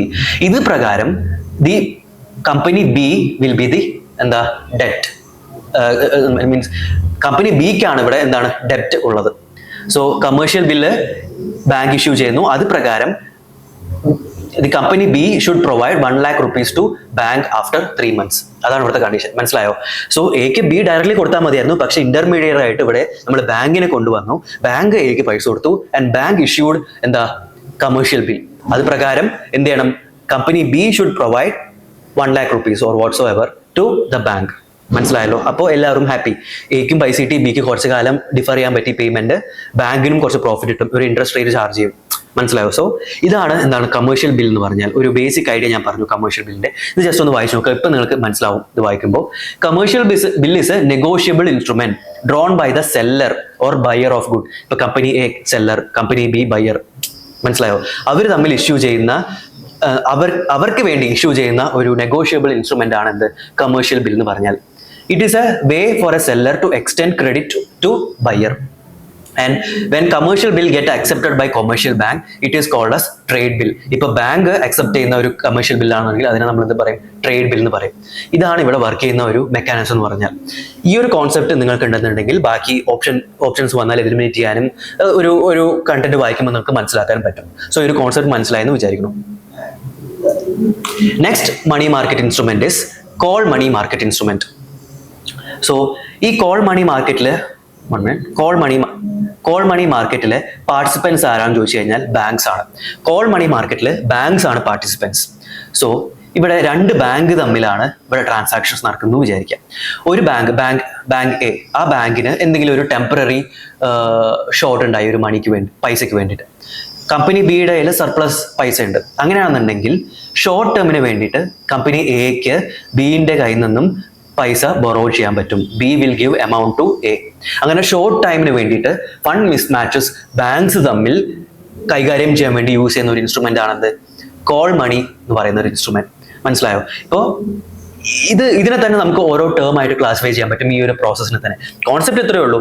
ഷോർട്ട് ഫണ്ടുള്ള ഒരു ബാങ്ക് കൂടുതൽ സർപ്ലസ് ഫണ്ടുള്ള ബാങ്കിൽ നിന്നും ബോറോ ചെയ്യുക പൈസ, എന്നിട്ട് ലേറ്റർ ഡേറ്റിൽ റീപേ ചെയ്യാം എന്നുള്ള ഒരു അഗ്രിമെന്റ് വഴി. സോ ഇവിടെ ഓരോ ടേംസ് ഡിസ്കസ് ചെയ്യാനുണ്ട്. കോൾ മണി PPT നോക്കി കഴിഞ്ഞാൽ കാണും. കോൾ മണി എന്ന് പറഞ്ഞാൽ ഇപ്പോൾ ഈ ഒരു ബാങ്ക് പൈസ ഷോർട്ടുള്ള ബാങ്ക് വേറെ ബാങ്കിന്റെ കയ്യിൽ നിന്നും പൈസ 1 ഡേക്കുള്ളിൽ റീപേ ചെയ്യാമെന്ന് പറഞ്ഞിട്ട് വാങ്ങുകയാണെന്നുണ്ടെങ്കിൽ അതിനെ നമ്മൾ കോൾ മണി എന്ന് പറയും. Okay, call money. ഇനി അഥവാ എന്താ 2 to 14 ഡേയ്സിനകത്ത് റീപേ ചെയ്യാം എന്നാണ് പറഞ്ഞതെങ്കിൽ അതെന്താണ് നോട്ടീസ് മണി എന്ന് പറയും. അതുപോലെ if the term is more than 14 days അങ്ങനെ ആണെങ്കിൽ നമ്മൾ എന്ത് പറയും? ടേം മണി എന്ന് പറയും. മനസ്സിലായെന്ന് വിചാരിക്കണം. ജസ്റ്റ് ആ ഒരു മെച്യൂരിറ്റി അനുസരിച്ച് നമുക്ക് 3 ആയിട്ട് ക്ലാസിഫൈ ചെയ്യാൻ പറ്റും ഈ കോൾ മണി മാർക്കറ്റിലെ ഇൻസ്ട്രുമെന്റ്സിനെ. കോൾ മണി, അതേപോലെ നോട്ടീസ് മണി, ടേം മണി എന്ന് പറയാൻ പറ്റും. ഓക്കെ, ഇതൊന്ന് വായിച്ചു നോക്കൂ. It is A market where money is borrowed or lent on demand and has a maturity ranging between 1 day and 2 weeks. Okay, it is also known as interbank call money market. And it facilitates the commercial banks to bridge the gaps of shortfall of fund. ഞാൻ പറഞ്ഞ കാര്യം തന്നെയാണ് അതിൽ എഴുതിയിട്ടുള്ളത്. And ഇവിടെ ഒരു table ഞാൻ കൊടുത്തിട്ടുള്ളത് നോക്കുക. ആർക്കൊക്കെയാണ് ഈ കോൾ മണി മാർക്കറ്റിൽ പാർട്ടിസിപ്പേറ്റ് ചെയ്യാൻ പറ്റുക എന്നാണ് ഞാൻ കൊടുത്തിട്ടുള്ളത്. ആർക്കൊക്കെ ലെൻഡ് ചെയ്യാൻ പറ്റും, ആർക്കൊക്കെ ബോറോ ചെയ്യാൻ പറ്റും എന്നുള്ളതും ഞാൻ ക്ലാസിഫിക്കേഷൻ കൊടുത്തിട്ടുണ്ട്. എല്ലാവർക്കും ഒന്നും ഈ മണി മാർക്കറ്റിൽ ബോറോ ചെയ്യാൻ പറ്റില്ല, ലെൻഡ് ചെയ്യാൻ മാത്രമേ പറ്റുള്ളൂ. അങ്ങനെയുള്ള ആരാന്ന് നോക്കാൻ പോകുന്നത്. ഒന്ന് ബാങ്കിന്റെ എക്സാമ്പിളാണ് ഞാൻ പറഞ്ഞത്. യെസ്, ഷെഡ്യൂൾ ബാങ്ക്സിന് ബോറോ ചെയ്യാം, ലെൻഡ് ചെയ്യാം. കോപ്പറേറ്റീവ് ബാങ്ക്സ് ബോറോ ചെയ്യാം, ലെൻഡ് ചെയ്യാം. പ്രൈമറി ഡീലേഴ്സ് ബോറോ ചെയ്യാം, ലെൻഡ് ചെയ്യാം. ഓൾ ഇന്ത്യ ഫിനാൻഷ്യൽ ഇൻസ്റ്റിറ്റ്യൂഷൻസ് അവർക്ക് എന്താ ലെൻഡ് ചെയ്യാൻ മാത്രമേ പറ്റുള്ളൂ. അതുപോലെ സെലക്ട് ഇൻഷുറൻസ് കമ്പനീസ് അവർക്ക് ലെൻഡ് ചെയ്യാൻ മാത്രമേ പറ്റുള്ളൂ. അതുപോലെ മ്യൂച്വൽ ഫണ്ട്സ് അവർക്കും ലെൻഡ് ചെയ്യാൻ മാത്രമേ പറ്റുള്ളൂ, ബോറോ ചെയ്യാൻ പറ്റില്ല. സോ അതാണ് എന്ത് കോൾ മണി മാർക്കറ്റ്. അതിലെ 3 ടേംസും നമ്മൾ ഡിസ്കസ് ചെയ്തു. ഓക്കെ ആണെന്ന് വിചാരിക്കുന്നു. സോ കോൾ മണി എന്നുള്ള നമ്മുടെ money market instrument also is over. ഇനി അടുത്തത് റീപർച്ചേസ് അഗ്രിമെന്റ്. ഇതാണ് ഞാൻ ഹോൾഡിൽ വെച്ചിട്ടുണ്ടായിരുന്നത്. റീപർച്ചേസ് അഗ്രിമെന്റ് ഞാൻ കുറച്ച് കഴിഞ്ഞ് പറയാമെന്ന് പറഞ്ഞായിരുന്നു. ഇപ്പൊ ഞാൻ എക്സ്പ്ലെയിൻ ചെയ്യാം എന്താണ് റീപർച്ചേസ് അഗ്രിമെന്റ് എന്നുള്ളത്. ഓൾമോസ്റ്റ് എല്ലാവർക്കും അറിയുന്ന ഒരു കാര്യമാണ്. ബാങ്കിങ്ങിൽ വളരെ ഡീറ്റെയിൽ ആയിട്ട് പഠിക്കുന്ന ഒരു സംഭവമാണ് repo rate, reverse repo rate, repurchase agreement എന്നുള്ള സംഭവമൊക്കെ, റിപ്പോസ്. സോ ഇതെന്താ സംഭവം എന്ന് നമുക്ക് നോക്കാം. ഇപ്പോൾ ഇതിലെ പാർട്ടിസിപ്പൻസ് പറഞ്ഞാൽ ആക്ച്വലി RBI, അതേപോലെ ബാങ്ക്സ്, സാധാരണ ബാങ്ക്സ്, ഇവരാണ് എന്ത് ഈ ഒരു റീപർച്ചേസ് അഗ്രിമെന്റ് മാർക്കറ്റിലെ പാർട്ടിസിപ്പൻസ് എന്ന് പറഞ്ഞാൽ. ഓക്കെ, ഇവിടെ എന്താ സംഭവിക്കുക എന്ന് പറഞ്ഞാൽ ഇവരുടെ ഇടയിലാണ് ട്രാൻസാക്ഷൻ നടക്കുന്നത് വിചാരിക്കുക. ഇപ്പൊ ഞാൻ പറഞ്ഞിട്ടുണ്ടായിരുന്നു ഗവൺമെന്റ് ഓരോ സെക്യൂരിറ്റീസ് ഇഷ്യൂ ചെയ്യുമെന്ന് പറഞ്ഞിട്ടുണ്ടായിരുന്നു. ഈ securities will be bought by banks അല്ലെ. എന്തിനാണ്? ഒരു നല്ലൊരു ഇൻട്രസ്റ്റ് റേറ്റ് ചാർജ് ചെയ്യും, അതുപോലെ തന്നെ റിസ്ക് കുറവാണ് ഗവൺമെന്റ് ഇഷ്യൂ ചെയ്യുന്നത്. So bank will buy securities from government. So ആ ബാങ്കിന്റെ കയ്യിൽ ഒരുപാട് ഇതേപോലെ സെക്യൂരിറ്റീസ്, വാങ്ങിച്ച സെക്യൂരിറ്റീസ് ഉണ്ടാവും ബാങ്കിന്റെ കയ്യിൽ. സോ ഈ റീപർച്ചേസ് അഗ്രിമെന്റിൽ എന്താ സംഭവിക്കണമെന്ന് വെച്ചാൽ ബാങ്കിന് ഒരു ഷോർട്ട് ടേമിന് വേണ്ടിയിട്ട് കുറച്ച് പൈസ സോഴ്സ് ചെയ്യണമെന്ന് വിചാരിക്കാം. അങ്ങനെയാണെന്നുണ്ടെങ്കിൽ എന്ത് ചെയ്യുന്നു വെച്ചാൽ ഇവരുടെ കയ്യിലുള്ള ബാങ്കിന് ഒരുപാട് ഓപ്ഷൻസ് ഉണ്ട് എങ്ങനെയെങ്കിലും സോഴ്സ് ചെയ്യാം. കോൾ മണി മാർക്കറ്റിൽ നിന്ന് സോഴ്സ് ചെയ്യാം. പക്ഷേ വേറൊരു കുറച്ചുകൂടെ എന്താ പറയുക റിസ്ക് ഫ്രീ ആയിട്ടുള്ള ഒരു വഴിയാണ് ഇത്, ഈ ഒരു റീപർച്ചേസ് അഗ്രിമെന്റ് എന്ന് പറഞ്ഞാൽ. ഇവിടെ എന്താ സംഭവിക്കണം എന്ന് പറഞ്ഞാൽ ബാങ്ക്സിന് ഇവരുടെ കയ്യിലുള്ള സെക്യൂരിറ്റീസ് RBIയുടെ കയ്യിൽ പാർക്ക് ചെയ്യാം. സെല്ല് ചെയ്യല്ല, കുറച്ച് കാലത്തേക്ക് RBIയുടെ കയ്യിൽ വെക്കാൻ. എന്നിട്ട് അത് സെക്യൂരിറ്റി ആയിട്ട് വെച്ചിട്ട് RBIയുടെ കയ്യിൽ നിന്നും പൈസ ലോണായിട്ട് വാങ്ങാൻ പറ്റും. മനസ്സിലായോ? ഇപ്പോൾ ഈ സെക്യൂരിറ്റി കൊടുക്കുമ്പോൾ തന്നെ ബാങ്ക് പറയും വി അഗ്രി ടു പേ, അല്ലെങ്കിൽ we agree to repurchase the security that we are lending on a later date എന്ന് പറയും. അതായത് ഒരു ലേറ്റർ ഡേറ്റിൽ ഞങ്ങൾ ഈ ഇപ്പൊ നിങ്ങളുടെ കയ്യിൽ പാർക്ക് ചെയ്ത് വെച്ചിട്ടുള്ള RBIയുടെ കയ്യിൽ പാർക്ക് ചെയ്ത് വെച്ചിട്ടുള്ള ഈ securities on a later date ഞങ്ങൾ റീപർച്ചേസ് ചെയ്യാം, ആ ഡേറ്റും സ്പെസിഫൈ ചെയ്യും. അങ്ങനെ റീപർച്ചേസ് ചെയ്യാമെന്ന് പറഞ്ഞിട്ട് സെക്യൂരിറ്റീസ് കൊടുത്തിട്ട് ലോൺ വാങ്ങുന്ന ആ ഒരു ഇൻസ്ട്രുമെന്റ് ആണ് എന്ത്, ആ ഒരു അഗ്രിമെന്റ് അല്ലെങ്കിൽ ആ ഒരു പ്രൊസീജിയറാണ് നമ്മൾ റിപ്പോസ് എന്നൊക്കെ പറയാം, റീപർച്ചേസ് അഗ്രിമെന്റ് എന്ന് പറയാം.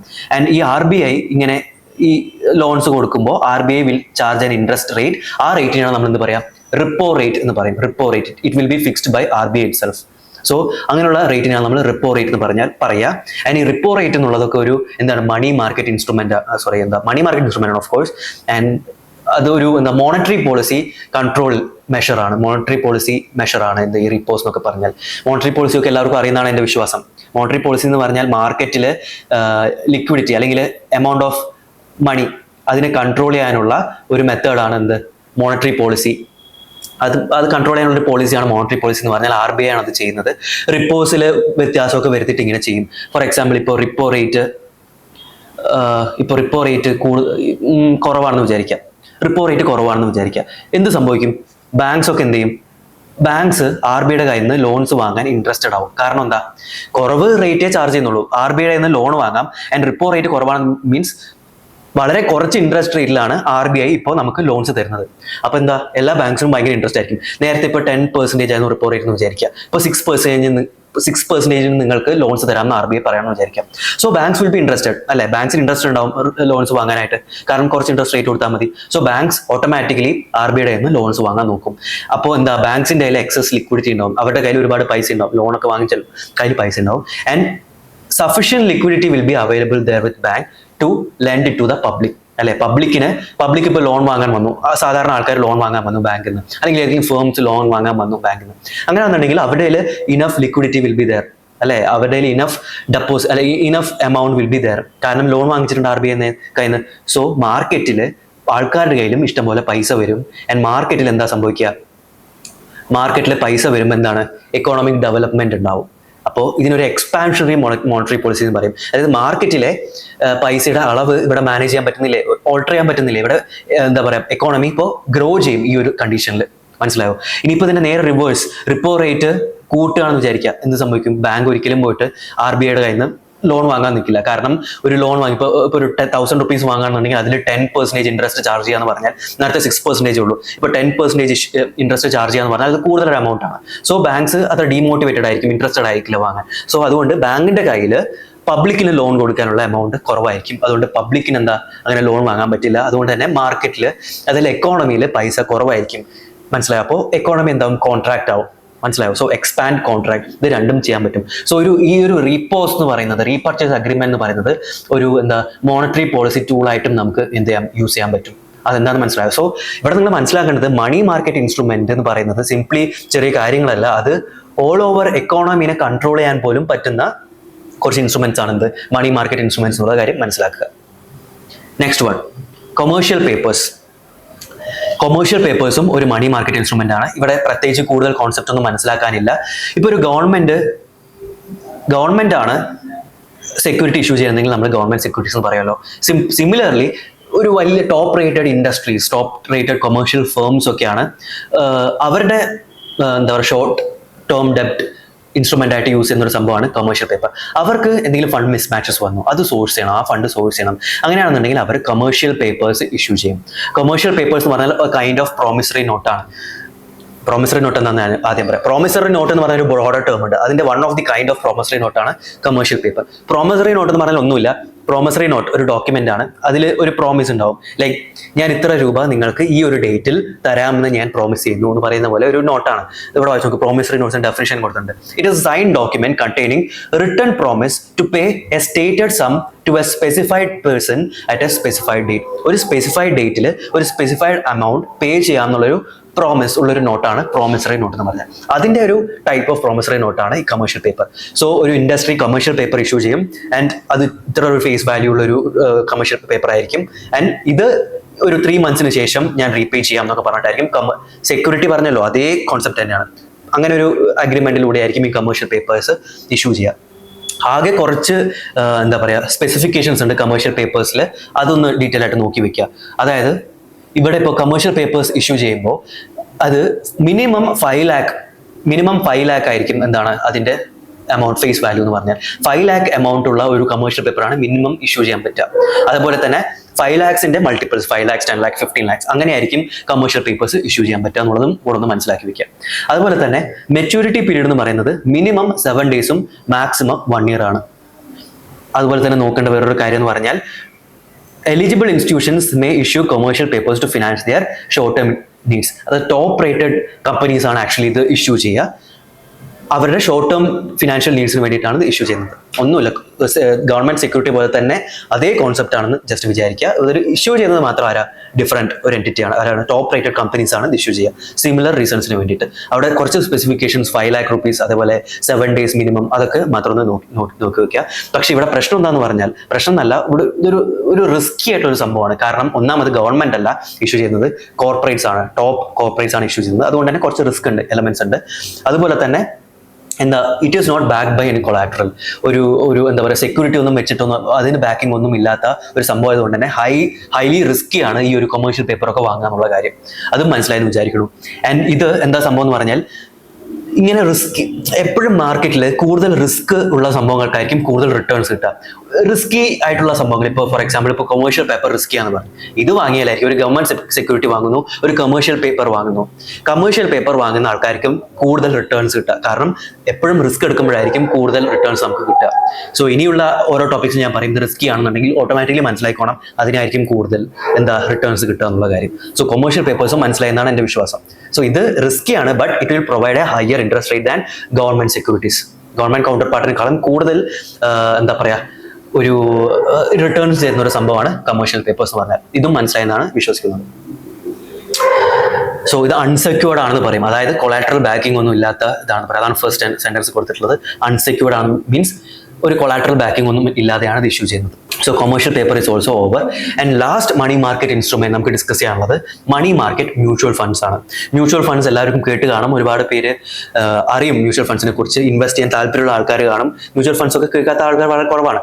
എന്താണ് മ്യൂച്വൽ ഫണ്ട്സിന്റെ ഒരു കോൺസെപ്റ്റ് എന്ന് പറഞ്ഞാൽ, മ്യൂച്വൽ ഫണ്ട്സിന്റെ കോൺസെപ്റ്റ് എന്താണെന്ന് പറഞ്ഞാൽ, ഇപ്പോൾ ഒരുപാട് പേർക്ക് ഇങ്ങനെ ഗവൺമെന്റ് സെക്യൂരിറ്റീസ്, ഗോൾഡ് ആയിക്കോട്ടെ, ഗവൺമെന്റ് സെക്യൂരിറ്റീസ് ആയിക്കോട്ടെ, ടി ബിൽസ് ആയിക്കോട്ടെ, ഇതൊക്കെ ഇൻവെസ്റ്റ് ചെയ്യാൻ, കമേഴ്ഷ്യൽ പേപ്പേഴ്സ് ആയിക്കോട്ടെ, ഇതിലൊക്കെ ഇൻവെസ്റ്റ് ചെയ്യാൻ താല്പര്യമുണ്ട്.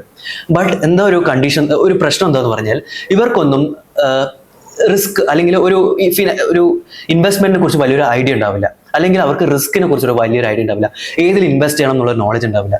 അങ്ങനെയൊക്കെ ആണെന്നുണ്ടെങ്കിൽ ഈ എല്ലാ പീപ്പിളും can contact mutual funds provide ചെയ്യുന്ന ആൾക്കാർ. ഒരു എന്താ പ്രൊഫഷണൽ ആളുണ്ടാവും, പ്രൊഫഷണൽ ഫണ്ട് മാനേജേഴ്സ് ഉണ്ടാവും മ്യൂച്വൽ ഫണ്ട്സിന് വേണ്ടിയിട്ട്. പ്രൊഫഷണൽ ഫണ്ട് മാനേജേഴ്സ് ഉണ്ടാവും. ഈ പ്രൊഫഷണൽ ഫണ്ട് മാനേജേഴ്സിനെ അപ്രോച്ച് ചെയ്തിട്ട് അവർ പറഞ്ഞു കൊടുക്കും ഏതിലൊക്കെ ഇൻവെസ്റ്റ് ചെയ്യണം. ലൈക്ക് ഏതാണ് പ്രോഫിറ്റബിൾ, ഏതൊക്കെയാണ് നിങ്ങൾക്ക് കൂടുതൽ റിട്ടേൺസ് തരിക എന്നൊക്കെ പറഞ്ഞു കൊടുക്കും. സോ എന്നിട്ട് ഈ ഇൻവെസ്റ്റേഴ്സിൻ്റെ എല്ലാം പൈസ കളക്ട് ചെയ്തിട്ട് ഈ മ്യൂച്വൽ ഫണ്ട്സ് നമുക്ക് വേണ്ടി, ഇൻവെസ്റ്റേഴ്സിന് വേണ്ടി ഓരോ ഇൻസ്ട്രുമെന്റ്സിൽ പൈസ ഇൻവെസ്റ്റ് ചെയ്യും. ട്രഷറി ബിൽസ് ആയിക്കോട്ടെ, ഗവൺമെന്റ് സെക്യൂരിറ്റീസ് ആയിക്കോട്ടെ, വേരിയസ് ബോണ്ട്സിലായിക്കോട്ടെ, ഗോൾഡിലായിക്കോട്ടെ, ഇങ്ങനെയൊക്കെ നമുക്ക് വേണ്ടിയിട്ട് ഇൻവെസ്റ്റ് ചെയ്യും. ആൻഡ് അതിൽ നിന്ന് കിട്ടുന്ന returns will be distributed to the each investors. മനസ്സിലായോ? സോ നമ്മൾ ഡയറക്ട്ലി ഇൻവെസ്റ്റ് ചെയ്യുന്നതിന് പകരം, ഒരു അസറ്റിൽ ഇൻവെസ്റ്റ് ചെയ്യുന്നതിന് പകരം പ്രൊഫഷണൽ ഫണ്ട് മാനേജേഴ്സ് വഴി നമുക്ക് അസറ്റ്സിൽ ഇൻവെസ്റ്റ് ചെയ്യാനുള്ള ഒരു ഓപ്പർച്യൂണിറ്റിയാണ് എന്ത് മ്യൂച്വൽ ഫണ്ട്സ് തരുന്നത്. ഇത് കുറച്ചുകൂടെ റിസ്ക് ഫ്രീ ആണ്. കാരണം എന്താ,